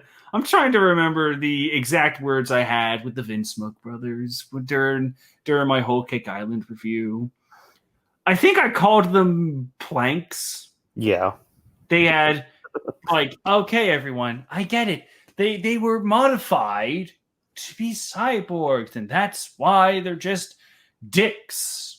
Well, congratulations. They are dicks with no character whatsoever. But that's the point, Trevor. They have no character. That's an explanation. It's not an excuse. They are still intolerable to look at as characters. Yeah. It's just like we can excuse Sanji's nosebleeds and all that. Yeah. Just like what I talked about earlier. Yeah, there's a reason behind it, and that's great that it has story reasons. Doesn't mean we like it. Yeah, like he is like the Vinsmoke brothers are the equivalent of the MCU Captain Marvel. They are powerful, but good lord, are their characters and actions disappointing and just terrible. Yes. They are planks of wood. There's nothing redeemable about them. Yes. God damn. Fuck the Vinsmoke brothers. Fuck them. Fuck all of them. Like this old fart. I'm still angry. Fuck you. Anyway, moving on to this guy. Fuck him as well. Hold on. Free time skip Garb. Fuck him. All right. No seriousness. Oh my god. Sorry, my rage carried me for a little bit. Oh my god. All right, so God. Handfall. The other God. He's all right. Yeah, where would you put Ganfall? Where do we put Wiper? Near top of C. Probably on par with Wiper. I would say maybe like.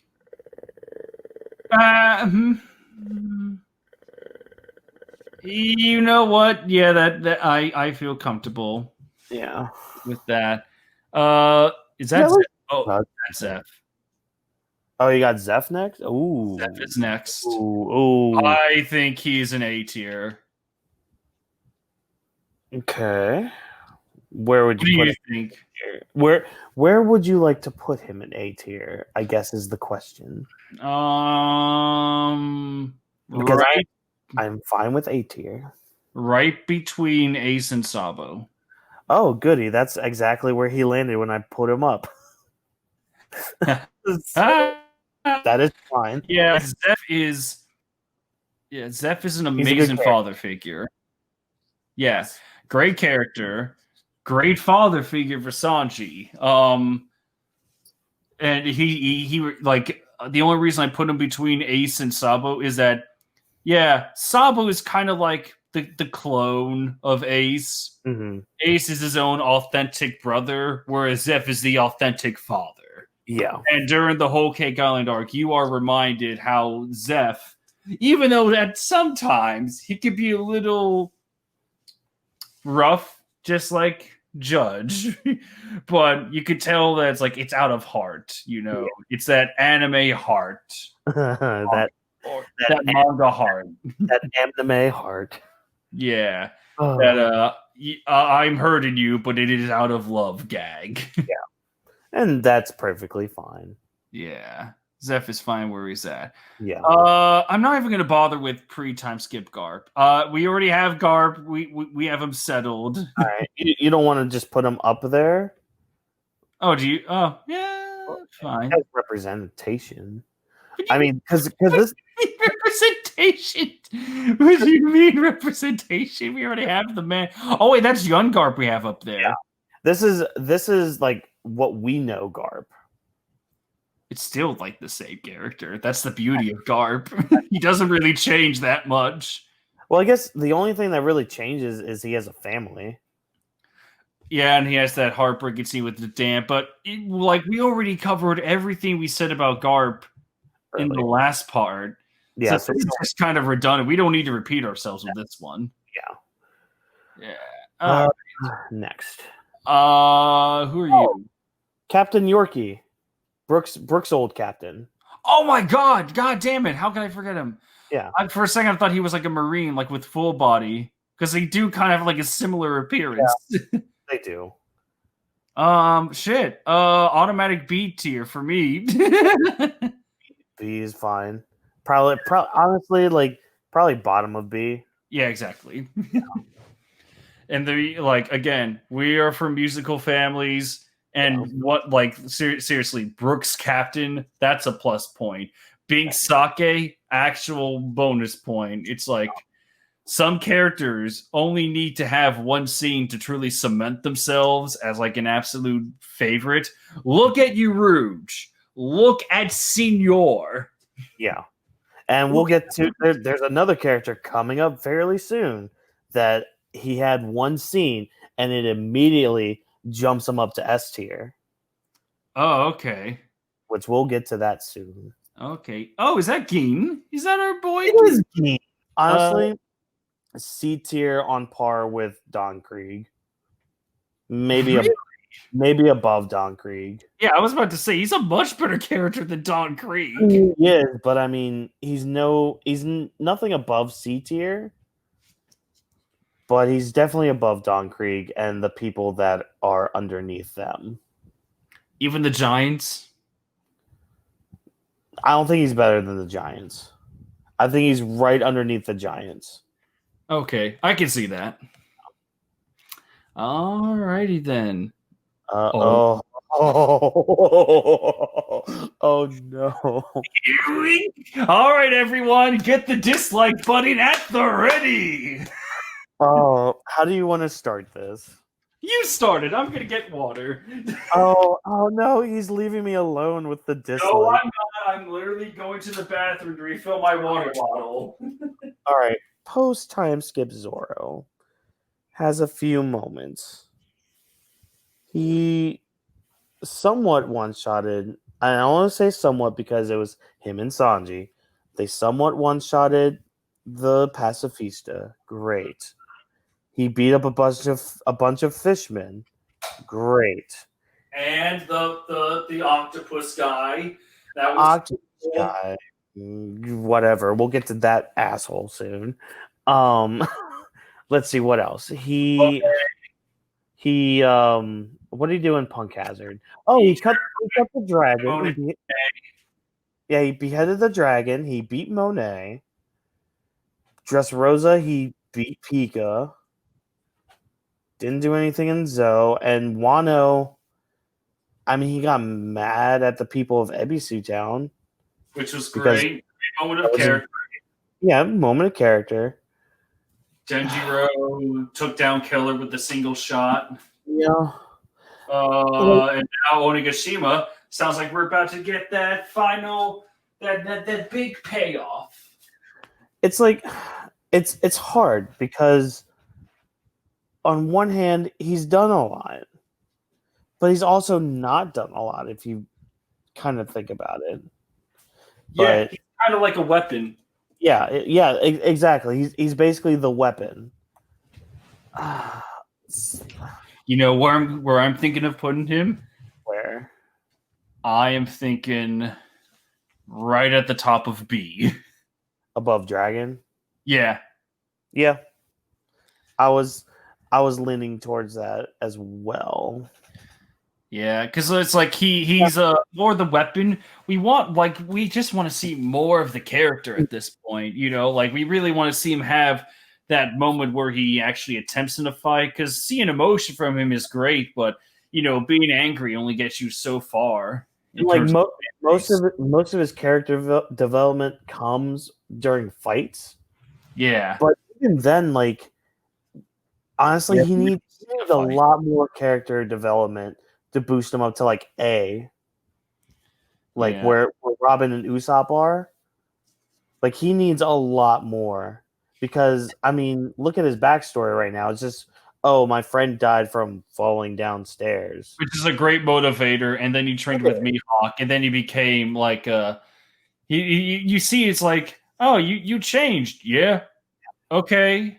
What development you got? And we'll get the pre-time skip Zoro as well later. Yeah, but post time skip, top of B is fair, I think. yeah. It's like he actually seems like a little boring in some areas. However, what I'm trying to stress is that when, like you said, you see development in his fights. Like again, Zoro versus Kaku. When you watch that fight, you see why he's fighting.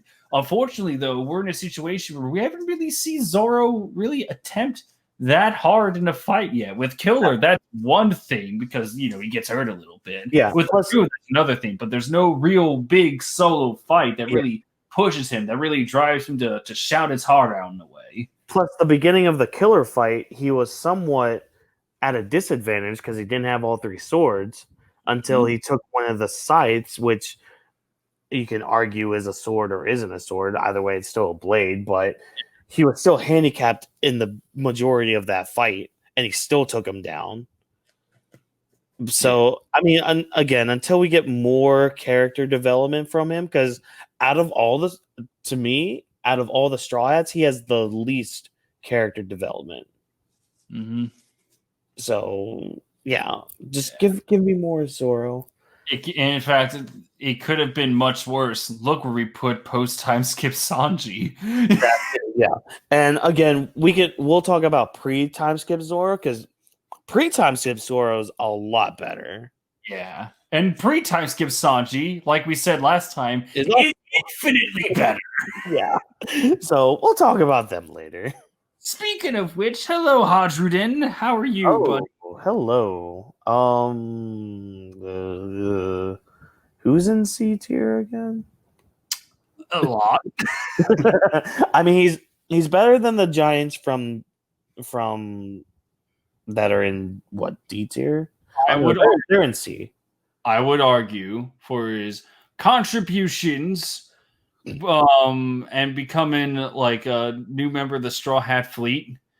I feel comfortable with putting him either right under Bellamy or right under Count Chicken. Put him right under Bellamy. Yes. I don't want Count Chicken to be any higher than he is. Very well. No, don't. No. Wait a fucking second. The fucking elephant is a character. Yeah, Junita is.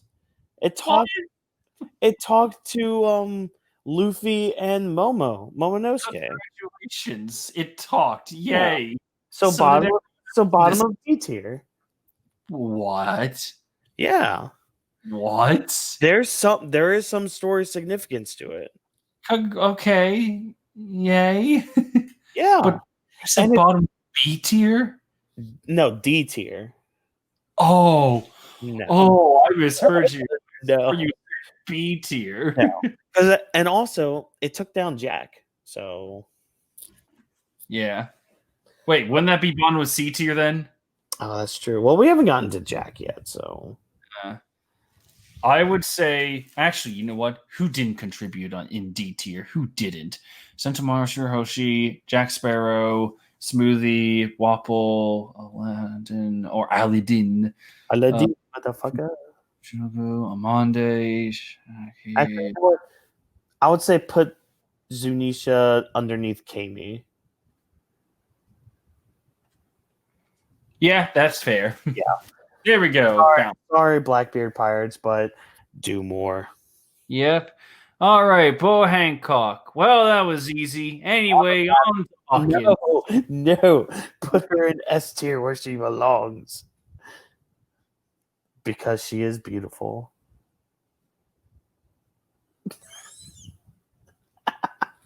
This is how I know I'm going to survive in the One Piece world. If I was on that Marine ship that went to pick up Hancock to go over to Impo Down, I kind of know that I'll be safe because, like, you would be turned to stone. I'd just be saying, like, all right, so let's talk about your character. Oh, I just have a board out, and it's just like, all right, ready to take. So, describe to me why you should be better than B tier.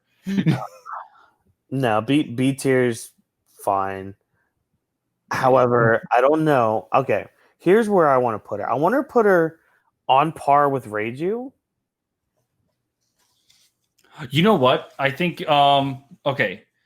Hancock, we know her past. Yes. She's a warlord. Her gag with the god damn it. Okay. Her gag does get kind of old. Yeah, that's what I mean. Like, she has everything about her is cool. However, when she starts infatuating herself with Luffy, that's where she go, like, all the qualities that make her an A tier, suddenly there's that Luffy gag, and that's why we're putting her in B tier.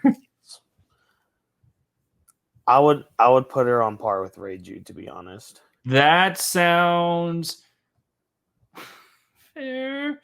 I'm thinking above Sparrow. Oh, really? Okay. You know what? Compromise. Equal footing with Sparrow. That's also fine. Yeah.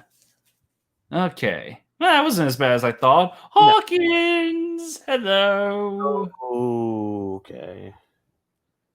Oh no. He is okay in my book. He is boring. Yes. He's a good solid C player. Yeah, unfortunately, I know there's many Hawkins fans out there. Yeah. And to all 6 of you, I just stressed. No, I'm kidding. I know he has many more than that. The thing with Hawkins is that his whole stick so far has just been reading fortunes and remaining calm at all times, except when Kaido is around. That's when we saw him sweat for the first time during that entrance scene. Yeah. But with Hawkins, like, he reads the cards. He had that first little scuffle with Luffy and Zoro. I'm like, oh, sweet. Hell yeah. Okay. Yeah. Injure Zoro. Okay. What else you got, Hawkins? Oh, let me explain to you my Dofu real quick. It's like, oh, okay. Oh, you have Law pinned? Oh, shit. All right. Well, what are we going to do next? He just fucks off into Onigashima and we see him reading cards. Like, he only has a 1% chance of living. I'm like, okay, do more, please. Who? And there's that argument of who he's talking to. Yeah, but that's for another time. Yeah. Unfortunately, with Hawkins, it's like he had the one little scuffle, but unfortunately, it really doesn't, like, contribute that much to the character, unfortunately. I would dare put him... because for the story potential he's going to have in the future... Mm-hmm. Right underneath Chopper. Oh, okay. A little higher than I was thinking. See, I have a bit of a bias for Hawkins because obvious reasons are obvious.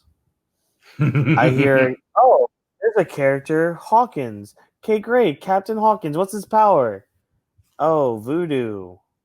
Which is Okay, cool. which is cool on its own. I'm like, okay, and then like you were saying with the whole tarot card reading, I'm like, okay, I'm just kind of bored. Why? Yeah, like his straw man form is Oh yeah. really. And again, the scuffle's cool, but it's like that's all it is. It is cool, but it's like where we called other fights during these two parts here, Mhm. like maybe there's like a 50% cool factor. With Hawkins, like more of like a 30 or 40% cool factor to them. It's like, okay, yeah, but I wish we did a little bit more. Yeah. So for me, honestly, I would put him underneath Tashigi and right above Oven. Ooh. Yeah. Oh, Yep. oh no. Oh no, I can't. Where, I where really. where does your balance of the force? Okay, let's do this mathematically. Let's see. 1, 2, 3, 4, 5, 6, 7. Okay, so 1, 2, 3. There. All right. Right underneath God. There we go. That looks right for me to me. Right. Yeah. Okay. Oh. Um Oh. who, who is this? It's Helmeppo. Oh, I couldn't recognize the metal headband for a Yeah. second. It's post Marine Helmeppo, but basically Helmeppo because I don't think we get pre Marine Helmeppo. So Helmeppo, how do you feel about Helmeppo? Weak. Mhm. Very weak. Are we thinking D or F tier? I'm thinking D. Okay.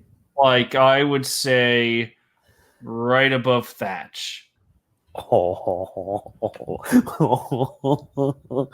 Okay. The only reason is, he's not that interesting of a character, but you can look at him and be like, well, yeah, story significance about the same as Thatch, but at least there's always the Oda potential that he'll do something. Yeah. He's not as cool of a character as Monkey Man above him. Yeah. True. Yeah, or he's not even close to being on the level of the Blackbeard Pirates yet. Oh, not at Because all. its design, while interesting, is only just like a little interesting. Just a bit. But Yeah. yeah. It's bad. I want to say a bad character. It's just very tedious, very boring. It's not. I don't want to see any scenes with him. I'd rather just see Kobe. Yeah. Yep. Oh, Um, ooh, oh, oh, Bandit. The ship band. No, what's his name? Bandit. Is that his name? Bandit Keith. yes. I was just gonna say Bandit Keith. So he goes right in Spawn with friends. Fuck him. That's all I'm gonna say. No, I can't do it. Fine. F or D tier. He's a piece of shit. However, if it was not for this piece of shit, we would not have One Piece. So for that one contribution, the very bottom of D tier, because at least F tier is reserved for disappointments. True. Yeah. True. At the top, at the bottom of D tier, they're really not that good. At the Yeah. top of D tier, it's like, all right, you're starting there. You're taking some steps. There's potential. I just saw who's next. Oh, the automatic S tier? Yeah. Yeah. Yeah. There what needs to be said? When is it when a man dies? Is it when he eats a poisonous mushroom?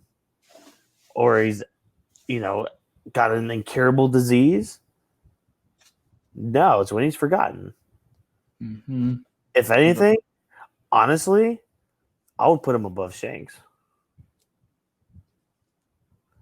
I would almost argue above Rayleigh. Really? For that speech alone. I was gonna say for the speech and with the parental bond he has with Chopper, and with the old quack. Mm-hmm. He's not in the story for that long, but my God, does he make an impact he leaves? Huh? The impact he leaves. Yeah. Where a bond he had Rayleigh, he has a bond with Luffy, but he does. Luke feels a lot more like with Zeph, feels a lot more authentic. Mm-hmm. And I'm sure we'll get that Rayleigh moment where he'll probably, go above Hero Look. Yeah. Eventually, but as of now, September 2020. Yeah. Yeah. As of this moment in March 2028, Hero Luke is a far better character than Rayleigh. Oh my gosh. I can't wait for that to backfire. I can't wait. Yeah, but I like him more than Rayleigh. I think he fits perfectly right there. Yes. For everything he's done so far. Speaking of which, Rayleigh, for losing a point, for losing a tier, for losing a spot. Yeah, for losing a spot, he gets to go down to Spot and Friends. No. No. All right, then. Oh, it's Hina. She talks in the third person, and we met her along with Smoker, and she has Full Body and Django with her. That aside, her other contributions were an anime-only sequence where she tries to capture Luffy. Wait, no, that's in the manga too, I think. Yeah. Yes, manga. My bad. She tries to capture Luffy, fails, and then the next time we see her is asking. Wait a sec. She's at the Reverie, right? I believe so. I think she's in the conference room with Garp and the others talking about. Yes, it is. All right, God Valley. Okay, and that's the only contribution. Honestly, I know where I want to put her, but where do you want to put her? I don't want to say that she's reached the level of disappointment yet, but she's very like I said with Helmeppo, she is not that impressive as a character. I want to say near bottom of actually like either right above Helmeppo for D tier. Ooh. Were you thinking F? No. I agree with D tier. I was actually gonna put her next to right underneath Zunisha, the elephant. Because at least she has a cool design. And her devil fruit's actually kind of cool. Yeah, I guess since we had a little more exposure. Yeah. Plus, I'm sorry, I can't put her underneath the monkey. The monkey man. Oh no, not that monkey man. I'm talking about the one that's right next to the Blackbeard pirates. Oh, okay. Yeah, that's what I said. Monkey man. Oh yeah, that one. Yeah, Yeah. that one. Oh. Dude, look at the next three. I already know where one of those is gonna go. I'm kind of curious about the other one, but then there's one we're gonna have to talk about. Where are you putting Hody? Oh. Here's the thing. This is the one we're gonna have to talk about, everybody. O.D. Jones. He is just, unfortunately, is just the cloniest of clones. I hate this character with a passion. When it came time for him to be the villain of the Fishman Island arc, the arc where the Straw Hats came back, man, was he disappointing as hell. It's literally the equivalent of taking a pre-time skip East Blue Saga villain and giving them the highlight of, all right, do your best to All right. Here's your script for playing Arlon. Now do your best against these powered up straw hats. Good luck. Chop chop. Get your ass kicked in a timely, satisfactory fashion for us, please. The only reason that I want to put him above Yonji is that A, I fucking despise the Vince Smoke brothers. However, that being said, at least Hody Jones, at least fucking Hody Jones contributed weekly, I must add, weekly to the overall message of Fishman Island, which is beautiful. But my God, is he a waste? Your response. We're gonna have a talk. I want to put him in C tier. Now, not high C tier. I would put him above. What's his name? I would put him underneath the Giants in C tier. Now, listen. I understand. He's basically Arlong 2.0. Oh no! Oh no! Oh no! He's not listening to me. Why is he not listening to me, everybody? My headphones magically disappeared. I can't listen. No, he needs to hear this, everyone. Okay. So listen. I understand the arguments. They're fair points. However,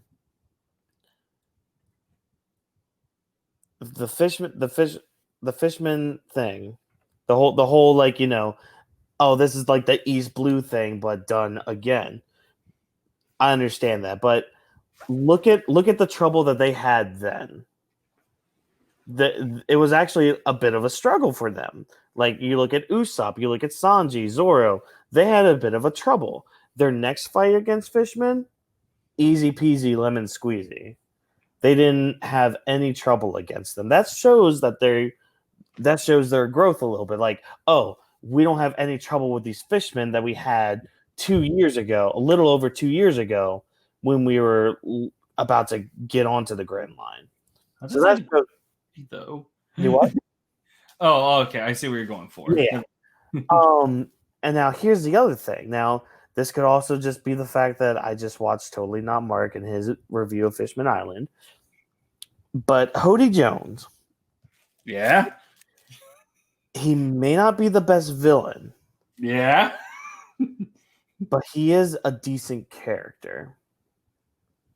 The reason being is he is the product of what they were trying to fight, what Otohime was trying to fight in the flashback. She was trying to protect from the kids being the learning from the adults. So learning the hatred and the racism and all that from the adults. And so Hody became that embodiment. He became that hatred, that racism, all of that. He was the embodiment of what happens when the other side gets to the extreme. But so that was Arlon. It was Arlon, yes. Yeah. He really took after Arlon. He did take after Arlon, but if anything, he was a little more ferocious than Arlong. Because when you look at Arlong, the most he did was with a village and with an island. And I'm not taking anything away from Arlong, because again, I think Arlong's a way better character than Hody Jones. But Hody Jones, he wanted to do this more on a country scale and on a world scale. Yeah, he failed in the long run of all that. But for me, Hody Jones was more of a product of everything happening. And for me, that bumps him up a little bit more.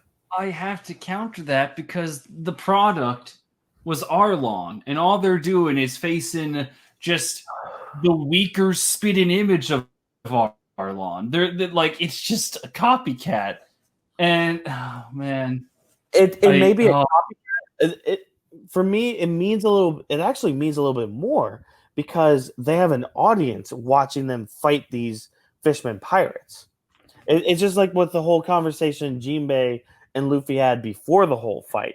Jinbei was just like, no, you can't face Hody Jones, because if a human takes out Hody Jones, that's just proving him right. I know. The only other thing I want to add is that when you said Arlong, or Hody Jones, he wants to take it to another stage. It's like there's a difference in terms of characters between like using fear and manipulation to control, and I just want to kill because I sympathize with this one guy, this one dick. There's a very steep difference. And there is, and that's why, like, I'm not arguing for him to be A tier where Arlong is. I'm just arguing for him to be at most bottom of C tier. Well, we must bring balance. So, all right. If I really want him in F tier, you really want a bottom C, how does D tier sound for balance and act? In fact, how does top of D tier sound? Because he has that symbolic shit. Put Bello Betty above him, and then we'll be fine. Is it okay? Answer me this one question in all honesty, and I will let you have it. All right? Is it because Hody Jones does not have boobs? So who do we have next? I knew it. No. Boobs are not symbolic. Trevor Tiger, 2020. Bello Betty's design is better. Fine. Plus, she's a spokesperson of D tier. Oh my god. Oh, look at Spondam and Friends. They have another friend coming to them. But isn't it great how he basically ruined a woman's life and joined up with Moria? Yeah, it's great. Put him in Spondam and Friends. At least he has a cool laugh. I'll give him that. Right. I like the design too. I do too, but wait, where did I put him? Spondam and Friends. Oh, okay. I thought I put him right underneath Squart. Wait, what? Squart, get back over there. Get the fuck over there. Okay. Octopus guy.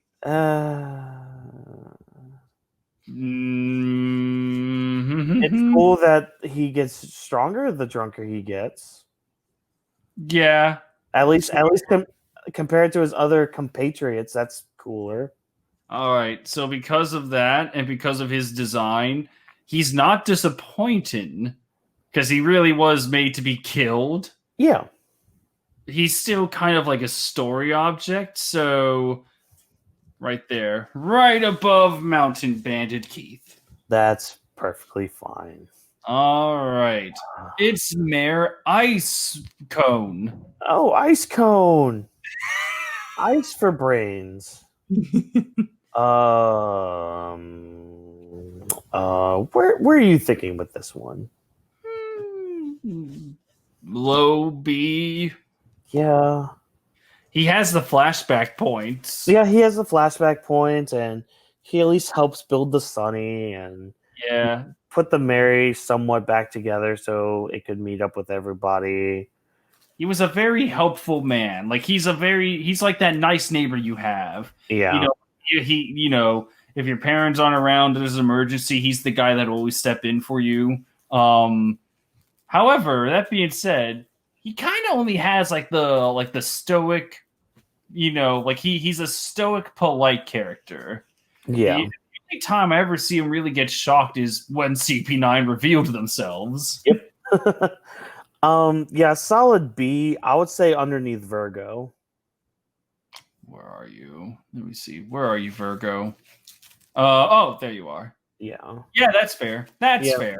Because, the ones above him have better character stories and significance later on. Yeah, better writing. Yeah. Oh, look, there's another F tier. Okay. That was easy. All right, so nothing needs to be said with that. All right. Okay, well, on that note, I'm gonna say this to future Trevor for you. I need Yeah. to make a pee. I need to make a pee, so I'll be right back. All right. Whawkins is back from his toilet break. For once, I didn't change anything. You're welcome. All right. So, Cannon Man, Arm Cannon Boy. Oh yeah, Idio. That's his name. Thank you. Yeah. Honestly, you know what? You know What? what we're kind of doing right now with the Dressrosa gang? Yeah.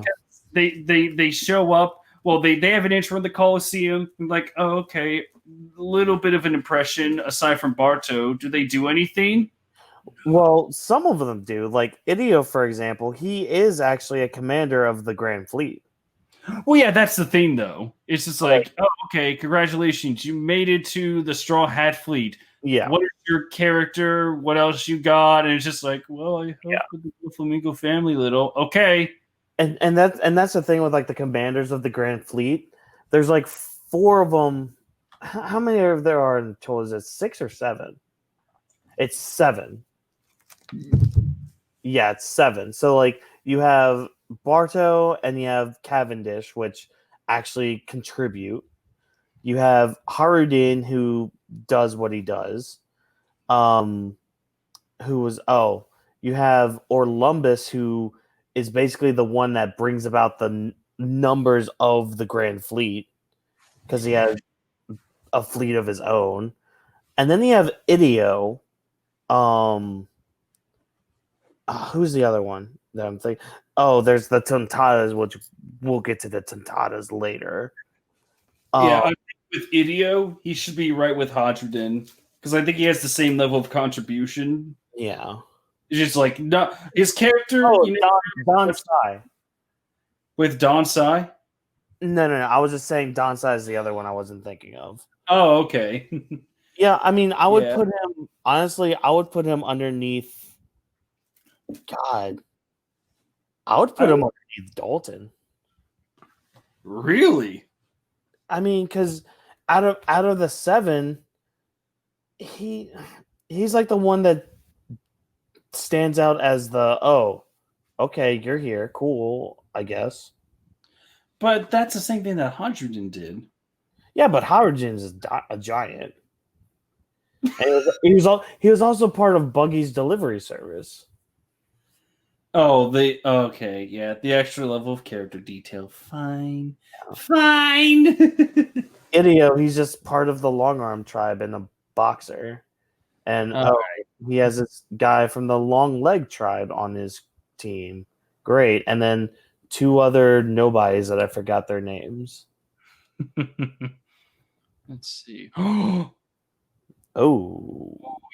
Yes, you are probably B tier. Yeah. Inuzuma, correct? Yes. B tier. But where in B tier?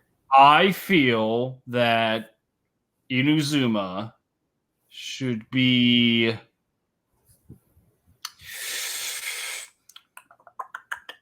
perhaps okay. He or she is either under the Gorosei or above the Gorosei.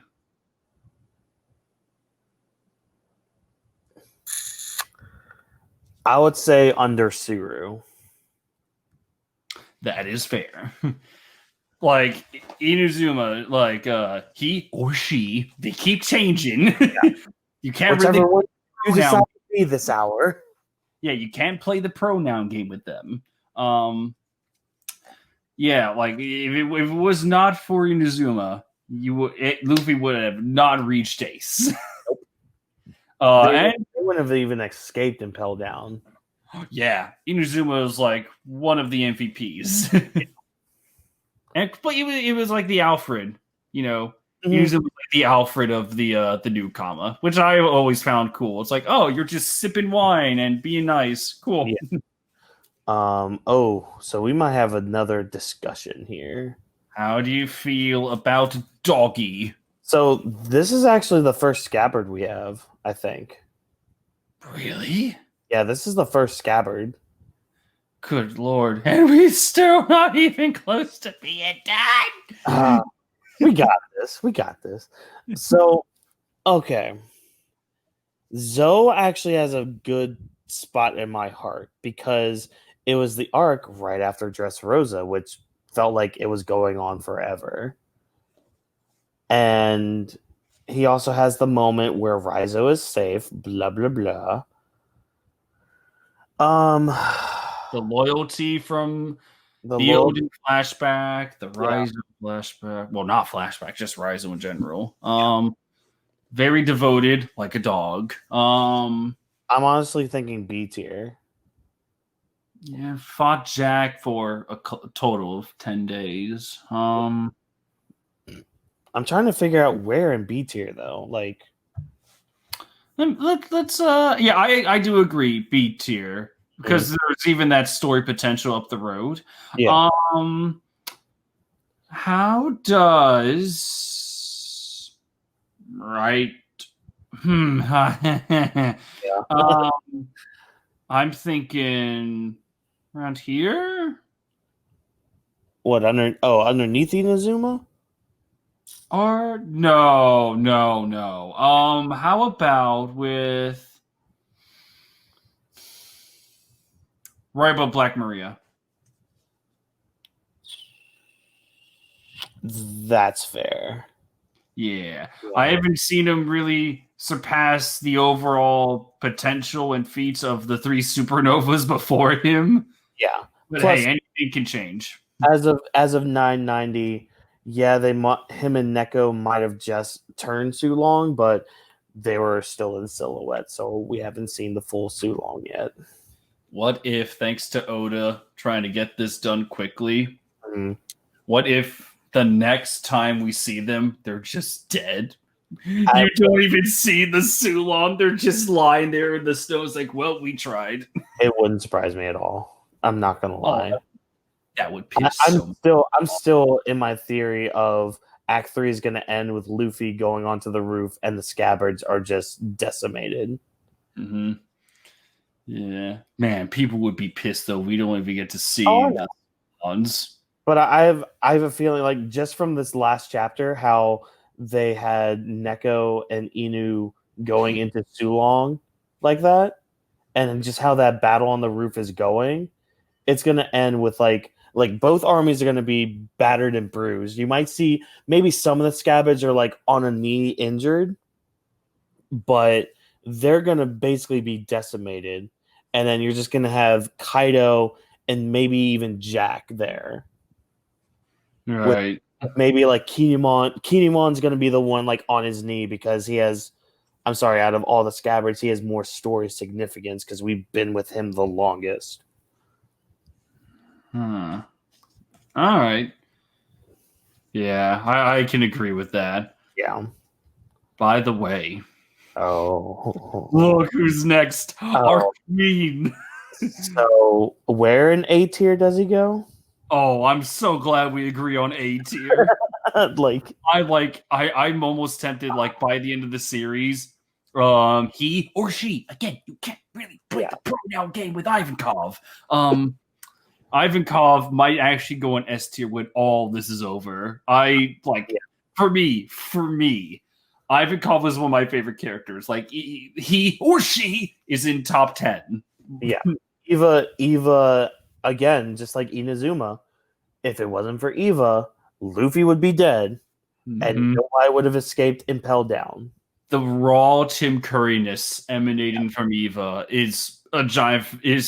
I know it's not really that. There's an objective element, but like, my God, I just love Eva's characters so much. Honestly, in A tier, I'd put him right underneath Akainu.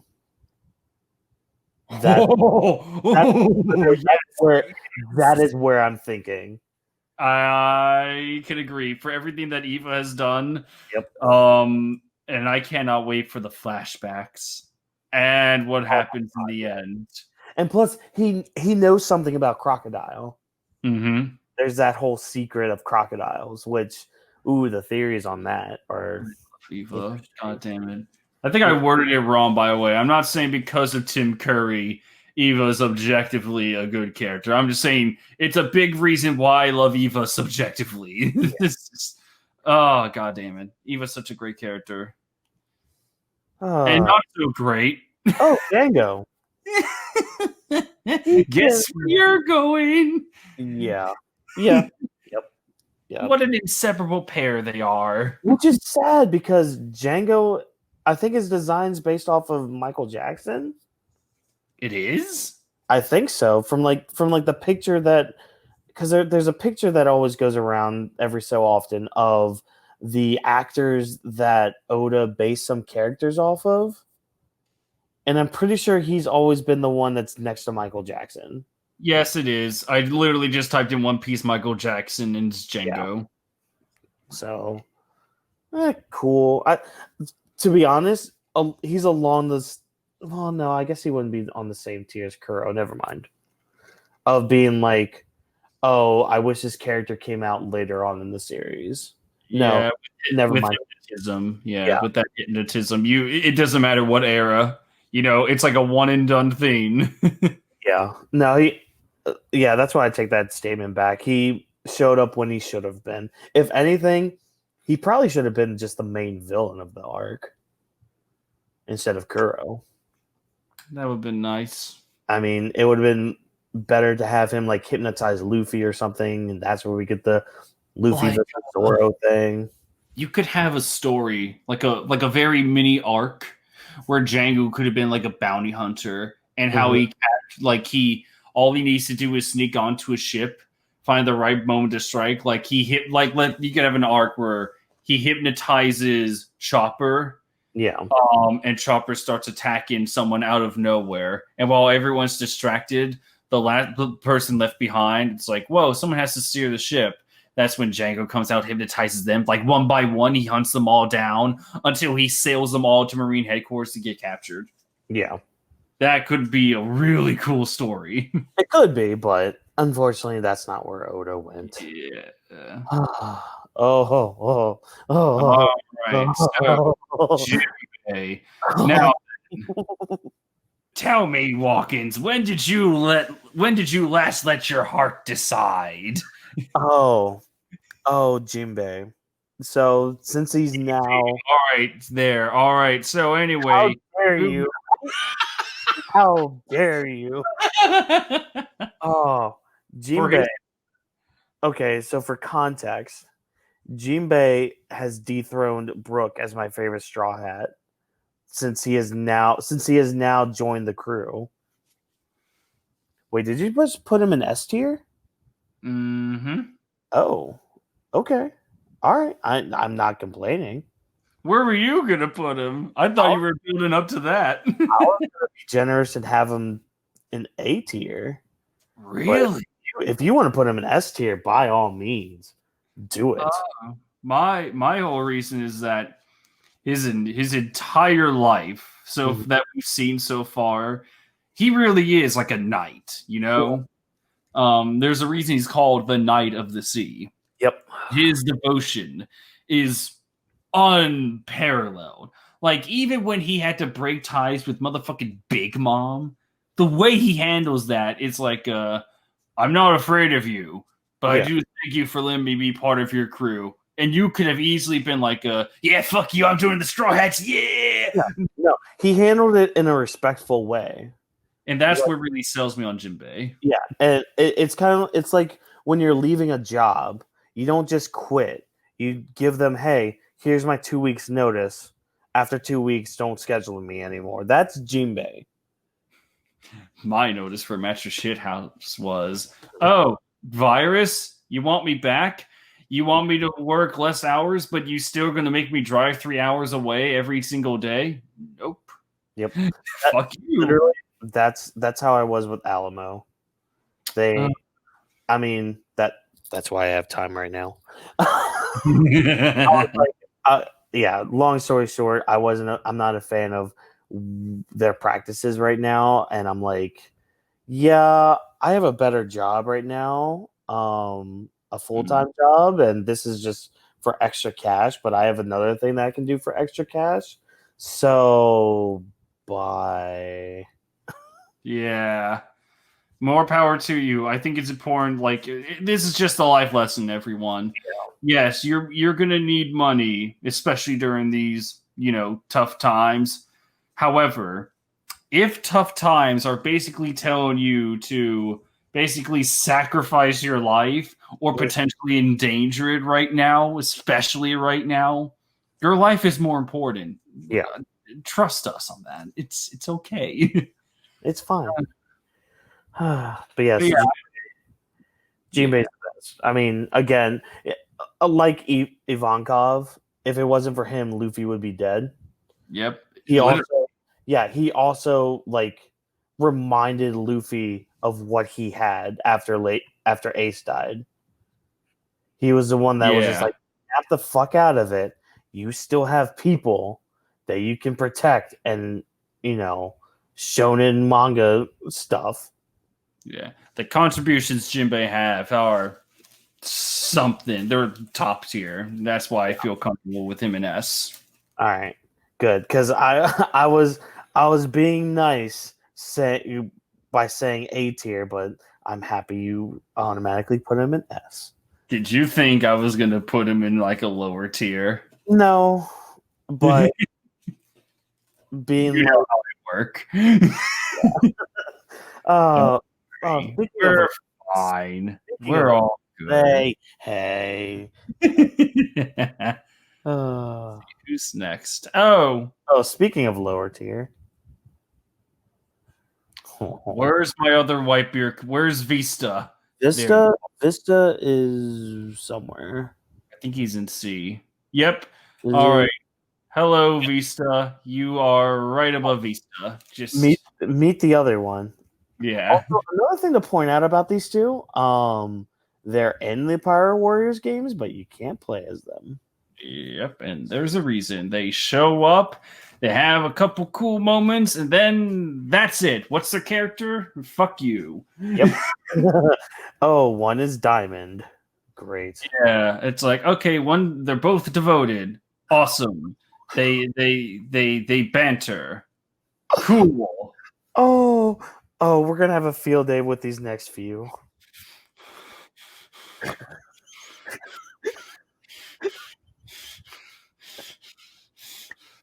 Where do you want to put Judge, Trevor? Is he F tier or is he Spondum and Friends?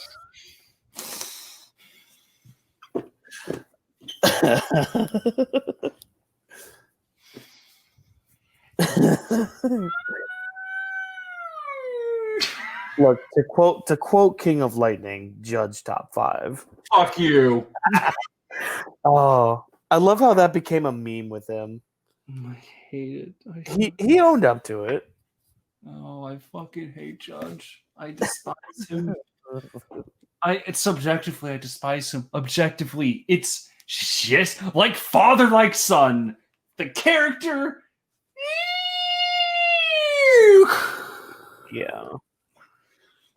You were on the right track, and then, much like an airplane from the Amazon hit show The Boys, it just crashes down. Yes. Well, the one person could have saved you just watched. Honestly, the moment that broke me for Judge as a character, it was during the tea party when he just breaks down crying. That was it for me. Yeah, I was like, really? We built up this character to be like this badass. You really should have saved the crying scene for when Sanji finally broke free of his family chains and just did his own thing. But nope, it was Big Mom. One heel turn from Big Mom is all it fucking took. Because that would have been such a great character moment for him to like actually break down from Sanji. And that honestly probably would have brought post time skip Sanji up as well. Yeah. But no. Oh my god. Oda, what did you do? And who knows, maybe we can get something later, but if we get that, great, fine. But as of now, you're putting him in F. Oh. Spotted and Friends are for the absolute worst. F tier is just severely disappointing. I guess, yeah, fine. I like Rebecca more. She does have boobs, so yes. God damn it. Speaking of disappointments.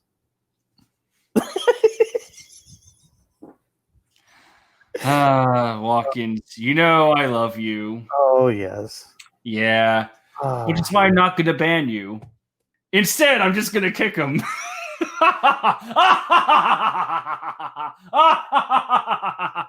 Quick, put the fucking music on screen. Happy music, happy music, happy music. Pizza theme, Spider-Man 2. No, no, no, no, no, no, no, no, no, no, no, no. Don't come back. Don't come back. Don't come back. Don't come back. Don't come back. Don't come back. Don't come back. Don't come back. Don't come back. I'm trying to find the pizza theme for Spider-Man 2. Ad. No, fuck you. God damn it. God fucking damn it. Shit. Fucking piss. He's back. God. Damn it. Who are you trying to move? I was trying to pull up the Spider-Man 2 pizza theme in celebration of your blasphemous words, but then you immediately came back and there was an ad on the video. I couldn't put it in. Look, if you can try to move people around, I can joke about our Lord and Savior Kaido, who deserves to be an S tier. Yes, he does. But where in S tier? Easy. No, I'm just kidding. There we go. All right, there we go. No, no! How dare you? At least put Kaido third. I don't see him above Whitebeard. I don't see him above Carp. Yeah, true. There we look. Yeah, above. Yeah. Okay. For everything that he's done so far and what he's gonna do during, what is suspected to be the end of his life, there's some really good stuff happening. Yeah. Plus, he treats his son correctly. True. Bonus points. Unlike the internet. Is Yamato even on this list? I doubt it. Oh, sad days. I think it's I know I saw Sasaki in here. Yeah. So this tier list was made right after the Flying Six were made. Oh, sad days. Which actually might be a little weird because Yamato was teased to have been shown right when the Flying Six were introduced. Yeah. Who knows? Oh, maybe the tier maker was playing it safe, I bet we won't see Yamato for a little bit. So. Oh, true. Yeah. Yeah. Maybe they were just playing it safe. They want to get it out. I don't blame them. Yeah. I don't blame them either. Then. Ooh. Who is this? It's Kagura from the Skypiea flashback. Oh, fuck. That's right. So, another S tier. Are you sure about that? Are you sure about that, Whawkins? If not bottom of S tier, then top of A tier. Because of a completed story. A story that meant a lot. God damn it. If we put him in A tier, I would say above Usopp. You know what? Yes, that works. You have that one giant moment, but I think everyone above him has done more. Usopp, like we said, we're just waiting for him to take that one more leap of faith to get up there. And when we get to Cricket, like the other big guy in that flashback, he'll go with him as well. All right. So cool. Next, Karusu from Yu Yu Hakusho. That threw me for a loop because both Karusu from Yu Yu Hakusho and One Piece both have face masks. Yep. And wear long black pieces of clothing. It throws me off every time. Yep. So top of D tier, right next to Bello Betty. Only because of your design. Karasu is a better design.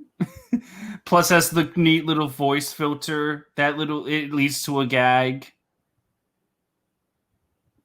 I think he should be the face of T tier. Do I need to say the reason? Yeah, and that's why I'm not. You had your right. Karasu at least has a little more than Petty. Oh,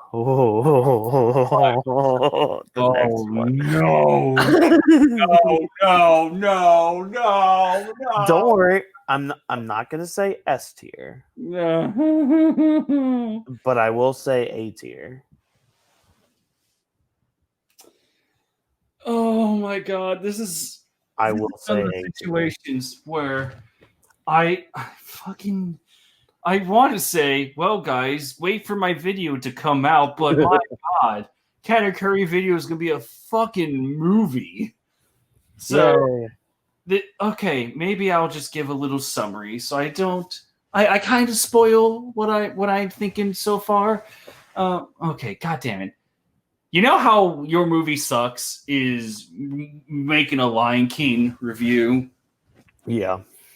And you see him editing it together, and it's like every day he finds something that either helps his argument or maybe works against it in a way. Mm-hmm. That's me with Katakuri right now. So, as of this exact moment, I think he's cool. I think he's good. I agree, Whawkins. I think he is perfectly fine in the A tier. Mm-hmm. I am warming up to the idea of like who he was, the perfect persona. It's great. Fucking fine. Huzzah! You have all won me over. Round of applause. Yay, we did it. Of the whole perfect persona, and I have been corrected on a few stances that I have been wrong about. That being said, still quite a few things wrong with the guy. Quite a few. He has not always been the stoic badass that we have all been led to believe, especially through YouTube videos. True. He is a little more emotional. In fact, dare I say, at a few times, he is rather inconsistent. Yep. Very inconsistent. In terms of powers, in terms of his own character, in terms of respect to his own family. Whoa! There is some inconsistencies. And his fight, there is like Whawkins. We've said a lot already. We can agree that we wanted to see more dialogue, more interactions, more just more from the character rather than being saved final act of Whole Cake Island. Especially for somebody who's gonna be the Whitebeard to Luffy's Gold Roger. But I don't even believe that shit. Why people do? Who else is there? Yeah, what the Kid? We're about to get to Kid. Oh, we are? Sweet, awesome. Remember when I said I'm gonna get controversial in a little bit? Oh, fucking hell! Spoiler alert. So, like with Katakuri. Like I wish we had more dialogue. I wish we had, just more of the character, because for what we got and what everyone has built him up to be, it doesn't match what we got. It just doesn't. I believe, this is just me now, I think he's overhyped. I believe that he is overhyped as like people that say that he is the best fight in One Piece. Nope, I don't see that. I have been wrong. I'm correct. I've been corrected. Remember Whawkins when I found like, oh, so this is what Snake Man is for. Okay, cool, whatever. That's fine. There's still some things wrong about it. There are still things to criticize. And that's fair. Yeah, like now, I don't see him as the S tier. I don't see him as the S plus tier character that everyone is building up to be. He is not perfect. He is not the best character. He is not the best villain. He's not even the best antagonist. but he's a really good character. There's a reason why people like him, and I'm starting to see why. I used to not really like him that much. I just didn't. Then I kept rereading, I kept rewatching, I kept looking at the YouTube videos like I did in the streams from a while back, like a month or two ago with you, Whawkins. I was like, okay, so this is what's going on here. I'm still not close to being done. But the bottom line is, as of right now, I think he's overhyped far too much for what we actually have in the story. But I do believe that he's going, like, he's in the right place at an A tier. He's a really good character, but he's not perfect in any sense of the word. Right. Would you like to know where I would put him in A tier? All that you said is very valid. So, and you don't have a boob argument. You know what? I know exactly where to put him. Are you ready for this? So I'm gonna hopefully we have the same mindset. All right, so I'm gonna put him next to in the A tier. I'm gonna put him next to the A in the Spandam and Friends. Oh my gosh! How did I know? In terms of A, let me look who we got here.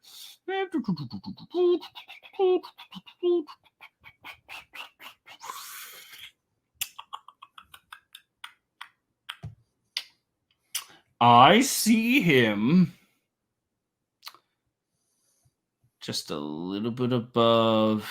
And now, next to Big Mom, with Big Mom, she is declined. Maybe end of series, he'll surpass her. End of series, Usopp potential is still there. Kogoro, he's not matching Yvonne Khan for me anytime soon. I think he's fine right there next to his mama. You know what's funny, Trevor? Is that it? Is that the exact spot? You are so close to where I just put him. All right, where are you putting him? Switch him and Big Mom. And the reason being is, and I've said this on multiple streams that we've been on, Katakuri is more competent than Big Mom.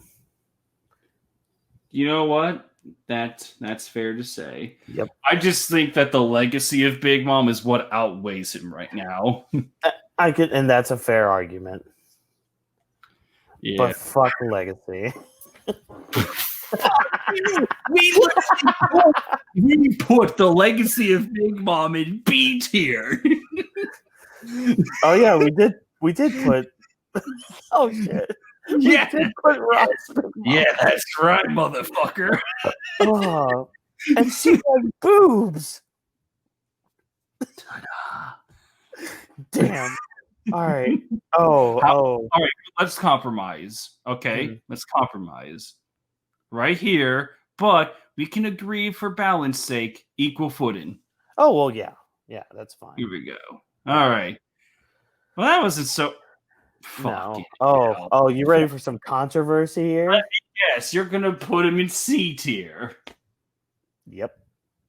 Top of C tier. As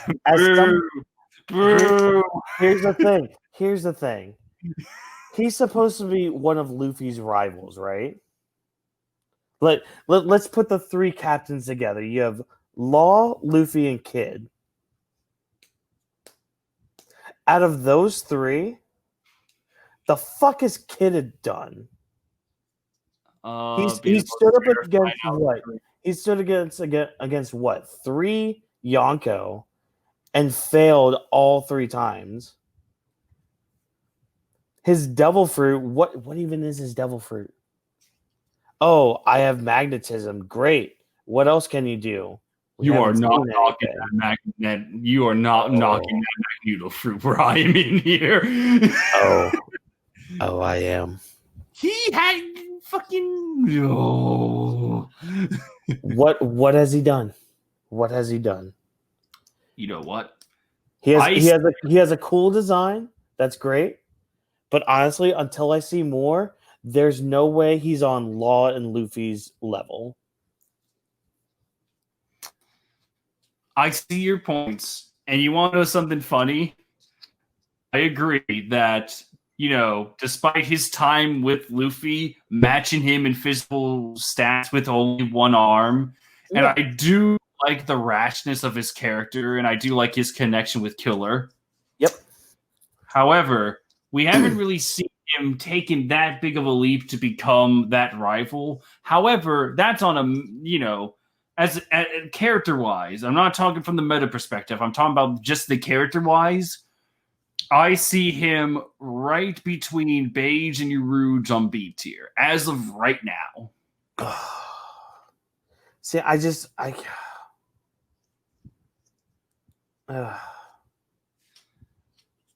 So wait, I don't. I let don't me even. ask you something. I don't even see him on that level. Let me ask you something. Where on C tier do you see him? Top of C tier. Like the poster boy of C tier. He is literally, I am middle of the road. I am all right. All right, you don't have to say no. You don't have to agree to this. Would you be fine if we compromised and went bottom of B tier? Or is it fine that you do C tier? Why would you like to have him in B tier? Just because. I'm just trying to balance it out. See, the thing is, and we'll get to Killer like next, actually. So I guess we can talk about Killer as well. Killer's written better than Kid. Whoa! Whoa! Okay. I mean, I can say why, but I mean, all right. Tell you what. I the will put the whole laughing thing and the smile fruit thing makes Killer way better than Kid because of what he's gone through and because of what he's gone through, what he's done for his own crew. Like Kid, yeah, he's a very rash person, and he's also kind of a dick. But again, we haven't seen Kid do anything, so again, I can't see him on the same level as even some of these other Supernova. Like even Hawkins has done more for his crew than Kid. I can't agree with that. I really can't. At least he uses them as pawns. Yeah, but with Kid, remember when Killer rejoined the crew, and the crew, I'm guessing because Kid forced them, or it was just the respect of Killer, they all just started to change their battle cry to fa fa fa. But here's the thing: did we get that from Kid? So I mean, because we talked about that with Katakuri, how we didn't get any a lot of dialogue about him and Luffy and that whole aspect of them. Point. Yeah. So we could always say, yeah, Kid probably told his crew to do that, but until I see that he did, okay. Top of C for Kid, bottom. I don't know where you want to put Killer, but I think Killer's better written than Kid.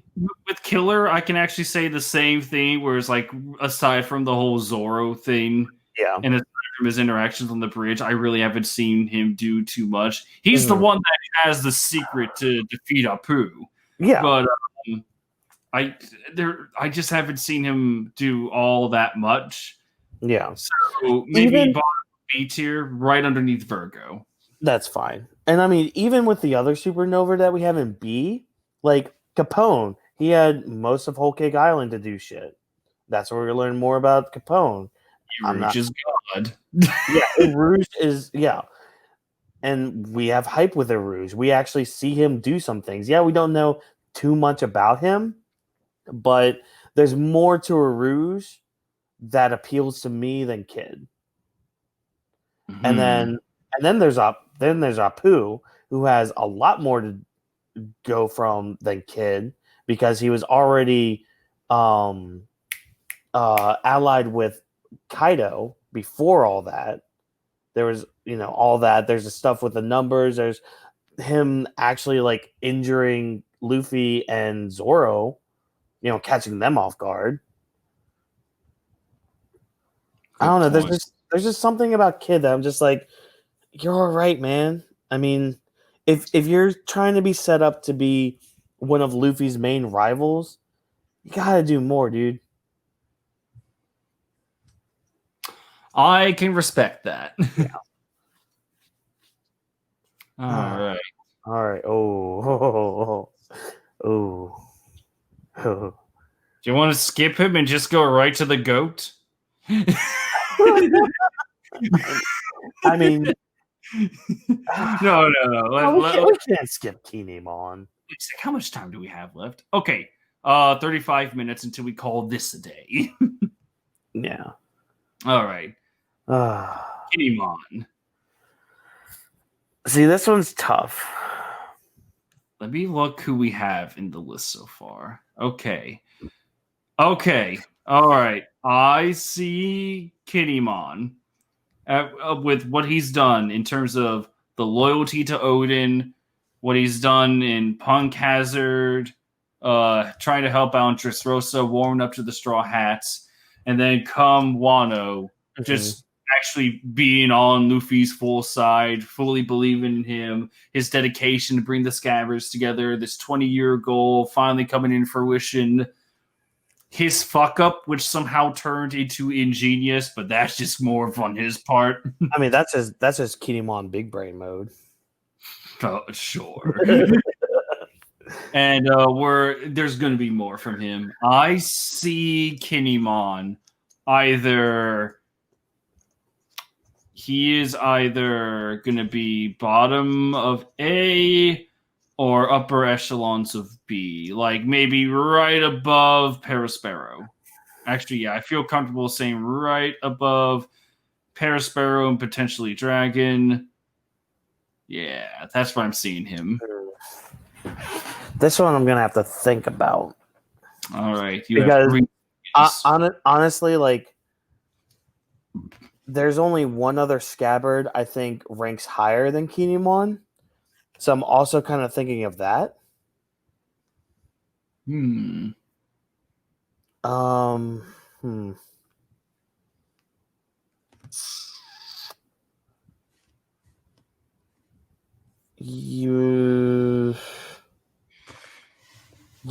I think right above Perospero is fine.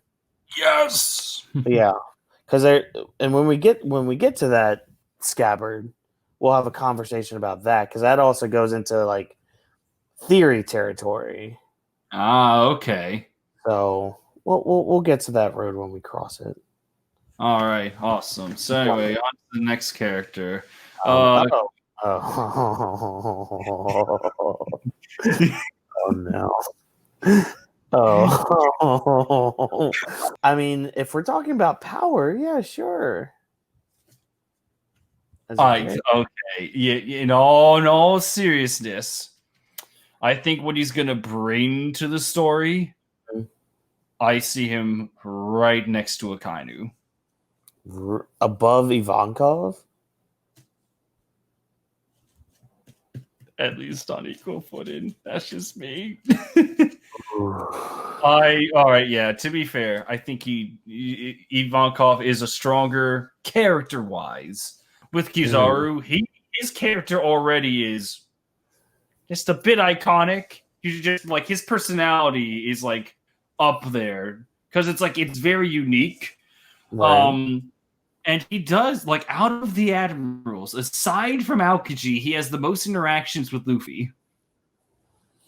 Just like he always finds a way to talk down to him, and surprisingly, even though he doesn't always, he's one of the most active admirals, despite this, this trait of being slow in his speech. Very active. Like, again, he was with the Reverie arc after. Oh wait, no. Yes, during the Reverie arc, it's like, you want me to go to this land of samurais? Put them down. Like, he's active, he's confident in his own ability. His power's fucking amazing. I do, and with the final war coming up, that's like automatic potential tier, like going up a tier, depending on the Marines, like the upper Marines, like Kizaru, Akainu, Aokiji, Green Bull, Fujitora. There's a lot that could happen. I think with taking all that into consideration, I think Kizaru is one of the stronger characters, not just power wise. I think, you know, there's a lot going on with him. All right, that's fair. Fair argument. Where do you believe? That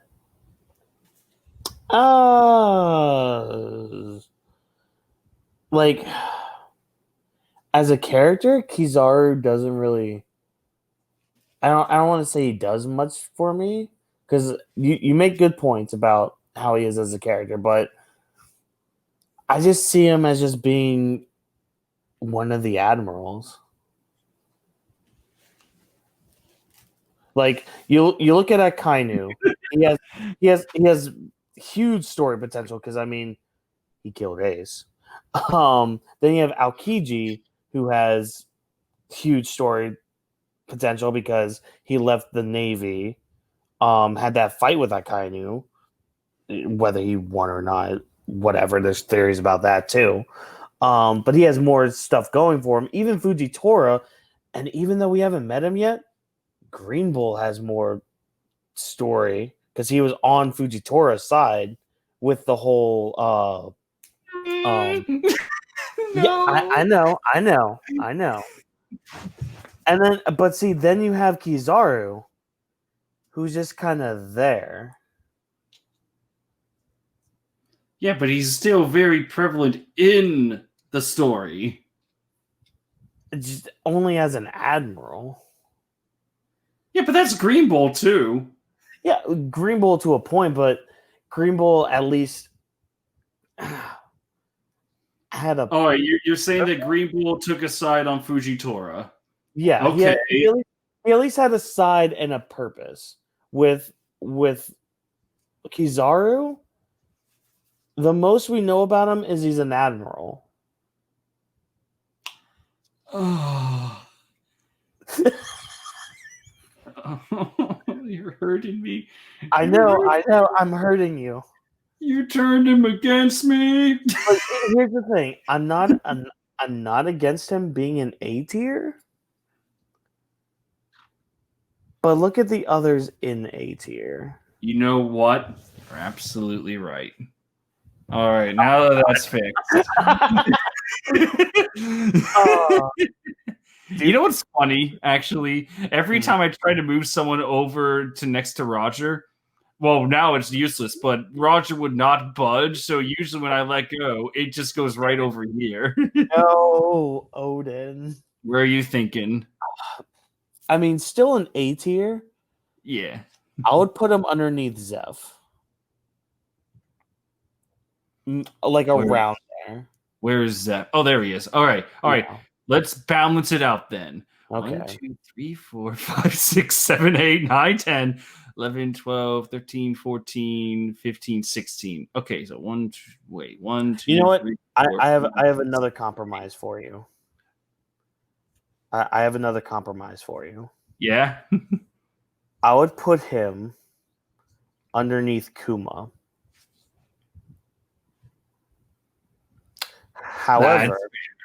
However, I want to move Fujitora underneath Zeph.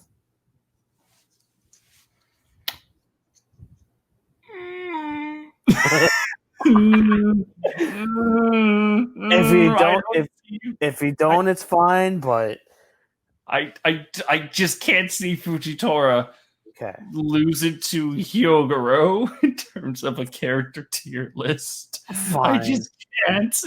Fine. I will take the win with Kizaru then. You did not win. Actually, you know what? No more thing about it. Put him above Kuma. Fuck Kuma. Oh, Jesus. All right. Okay, that feels a little better for me. All right, good. So anyway, all right. So next. Oh, wait, hold on. What? I did nothing. You moved something. I did not. See, look, I moved. See there. I moved something there. There you go. Scroll up. What? I saw you. What? Scroll up. Okay. Let's check out that S tier again. All right. What do you see? Keep going. I scrolled up. I don't have to do it anymore. I met your demands. Oh, I wanted to see the S tier again. Sure. All right. All right. See, look, here's your S tier. I decided to make it a little simple by just getting rid of the bottom curve over here on the left. So it looks like a C, but it's really a half S tier. I just wanted to make it more simple for the audience. Oh, okay. Yeah. I can't. Yeah, I know you changed something. I did nothing. Yes, you did. I did not have sexual relationships with this tier list. These accusations are fake news. Yeah, let's see what that fake news is in S tier. Oh, the Russians did it. I bet they did. Koala. Oh, koala. C or B? Which one are you? Story significance would bump her up. Actually no. Maybe C tier was a bit harsh. I see her in like maybe a solid B. Yeah, put her underneath. Get back up to B here. There you are. Yeah. Wait, keep going up real quick. We're not putting her in A tier. Oh no, I'm not talking about A tier. Just keep going up. Not S tier. No. I'm holding on to the character. I literally cannot scroll up anymore. No, I just want to see S tier real quick. Nah, we're good. You moved something and I know. I didn't know something. But where in B tier should we put koala? Honestly, probably bottom of B tier. Lower than the Bink Sake captain? Okay, yeah. How about right underneath Shocky? Because at least, yeah, because Shocky has some sort of there's something about Shocky that has something to do with the rest of the story. Okay. So there's something in there. All right. Yeah. Koala's a good character. Yeah, I like her. I wish there was more. Yeah. Like, well, I mean, the Fisher Tiger backstory was amazing. Now she's a revolutionary. We just need that like character. Just need that more factor from her. Yes. Actually, that's a lot of these characters. We needed more from them. They were just amazingly disappointed. Yeah. Hello, dislikes. All right. Where do you see Kobe?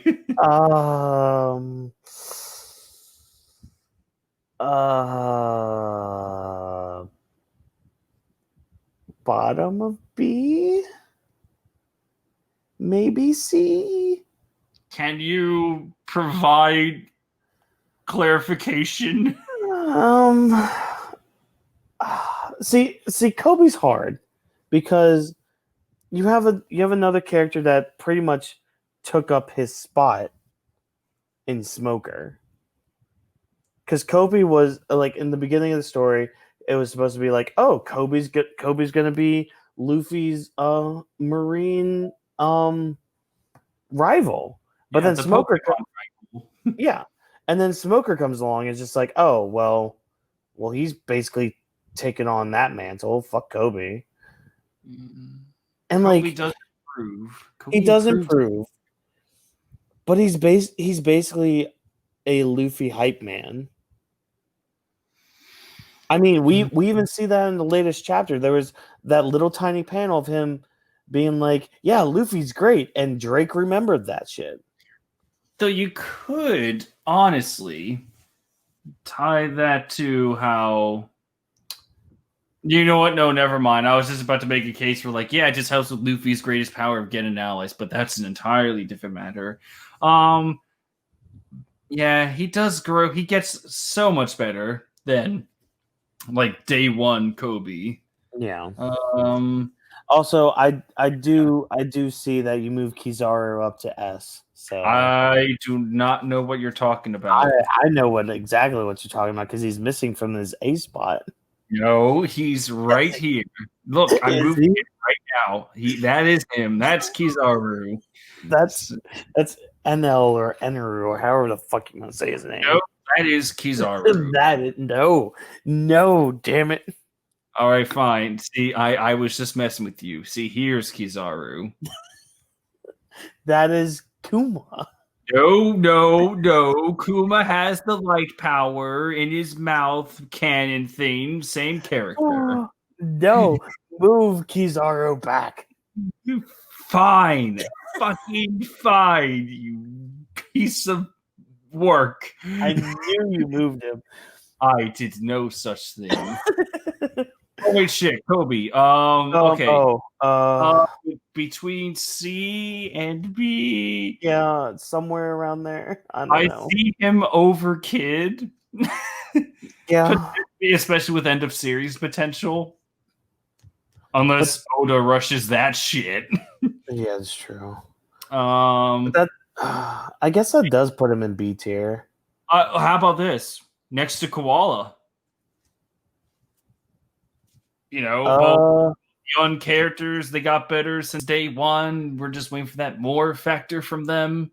yeah, yeah. I would say like right above Koala. So between her and Shocky. All right, Uh, works between us. All right, oh, got. talk about disappointments next. Oh, let me just check the time. 13 minutes. Okay. All right. All right then. Are we? A quick pause. With StreamYard, typically you can only download recordings if they are 4 hours long, 4 hours or less. We're nearing the 4 hour mark right now.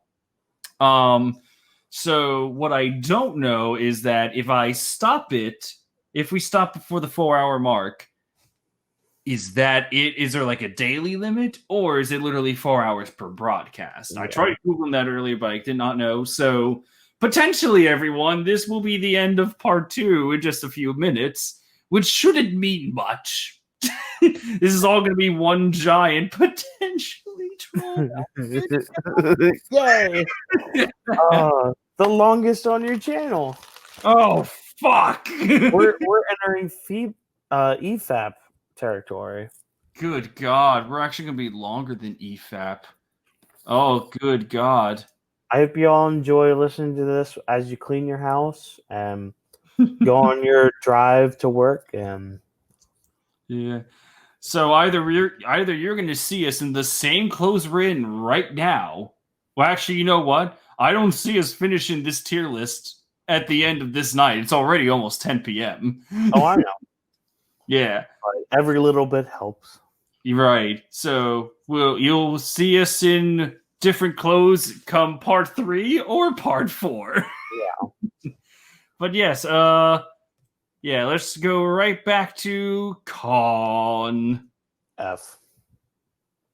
You want to talk about disappointment, which is what F tier is. You hear the term, what is it? Commander in Chief of the Navy. We only get one scene of him. We don't get anything else of him. Yeah, it's like you kind of have that first impression. It's like, what, Commander in Chief? And then there's this guy, and he's scarred beyond belief. It's like, you've been in some shit. But unfortunately, it's like, all right, what are we expecting here? He's never mentioned before the story begins or after the story. It's just like, oh, okay. So yeah, that is very disappointing. If he was literally just some guy in a suit with a marine jacket, like with a marine cape, and he was just some nobody. He was like the business side of like the commander in chief. That's what entailed. That would be D tier. But the fact that we see this heavily scarred man, like, oh, expectations are high for you. Yeah, and especially, the only scene we get is his first scene. That's it. And it's only for Sengoku to be like, yeah, I'm stepping down. Yeah. So where in F tier do you see him? Is he better than the Vince Smoke children? Yes. Okay, then that's fine. Always. He can go. He can. Is he better? No, Rebecca has boobs, so she's better. Now, you don't have Kong. You have Kong underneath Judge. At least Judge had more scenes and stories and significance. Okay.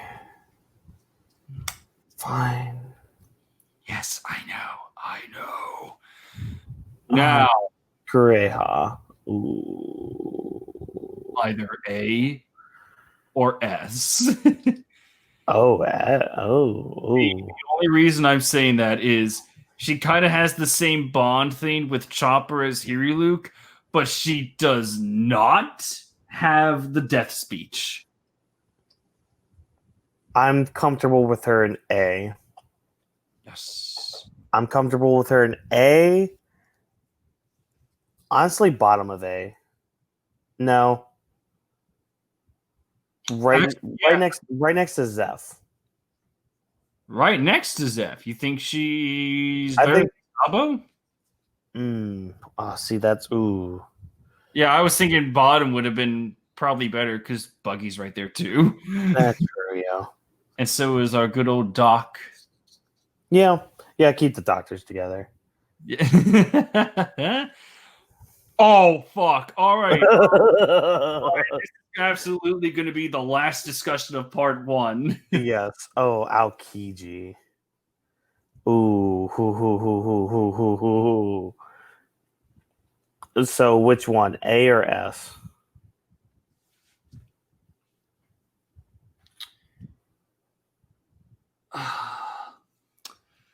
I know where I want to lean towards, but I want to hear you.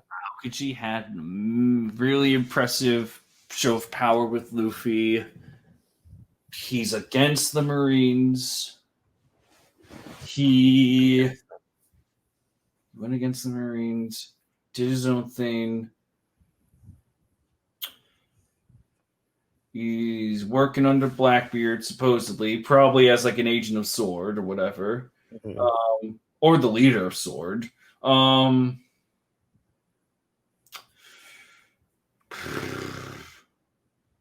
His character is pretty good. Like, it's just like the most chill of the Marines. Literally.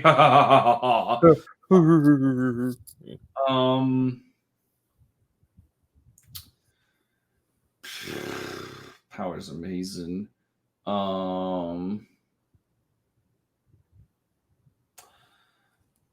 But in terms of no, he did have that Robin flashback that helped a little bit. I see him as so far a better character than Akainu, at least until he gets his backstory and end of series potential. But end of series potentials might be the same for those two. I don't fucking know. Yeah. Akainu might have it better, Akainu might actually have it worse, which that would be a damn shame. However, at this time, I think Aokiji is just a little bit of a better character than Akainu. Better than Blackbeard.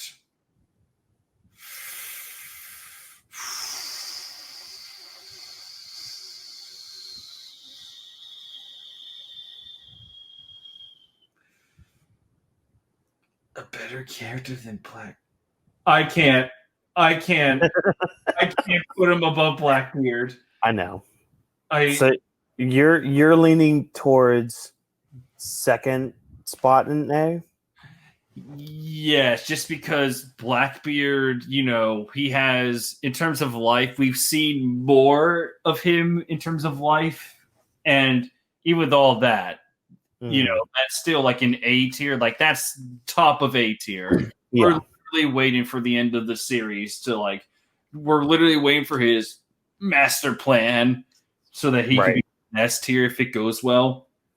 But, the significance of his life so far has been A tier motives. With Aokiji, I see him right below Blackbeard because what we have is really great, but we still need to see more. I hate to sound like a broken record, but yeah, like in terms of comparisons of characters, I just can't see it higher. I just can't see him higher than Blackbeard. Okay, that's fair.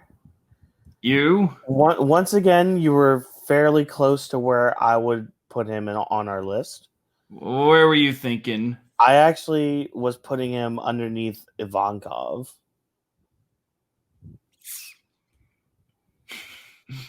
Yeah. I can see why. Yeah. But you do make some good points. Is it because Ivankov is just, is it personality, character, or what were you thinking? I definitely agree that he's not above Blackbeard. Akainu, I do see him above Akainu. I could see that. Mainly like what you were saying with end of story potential. So actually, you know what? Putting him right underneath Blackbeard is fair. Because until we get his motivations and everything that's going to happen after all this, like, yeah, he's teetering on that S tier, just like Blackbeard. Yeah. Okay. All right.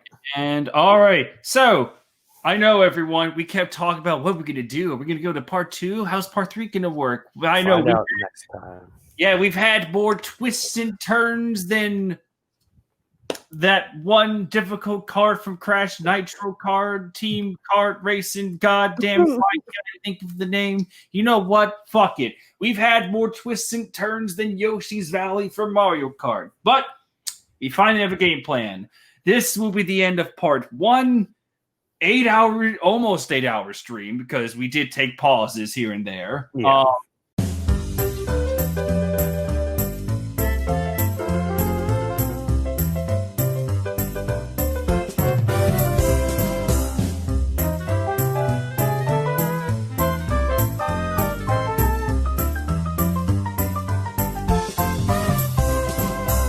But we're going to play it safe with YouTube's upload limit. Yeah. Whenever you guys see this video, we will see you in the next part, maybe with different clothes. Maybe. For the first 2 hours. And then maybe we'll do a wardrobe change at a different time of day. Who knows? Anything could happen. I could turn into a wolf.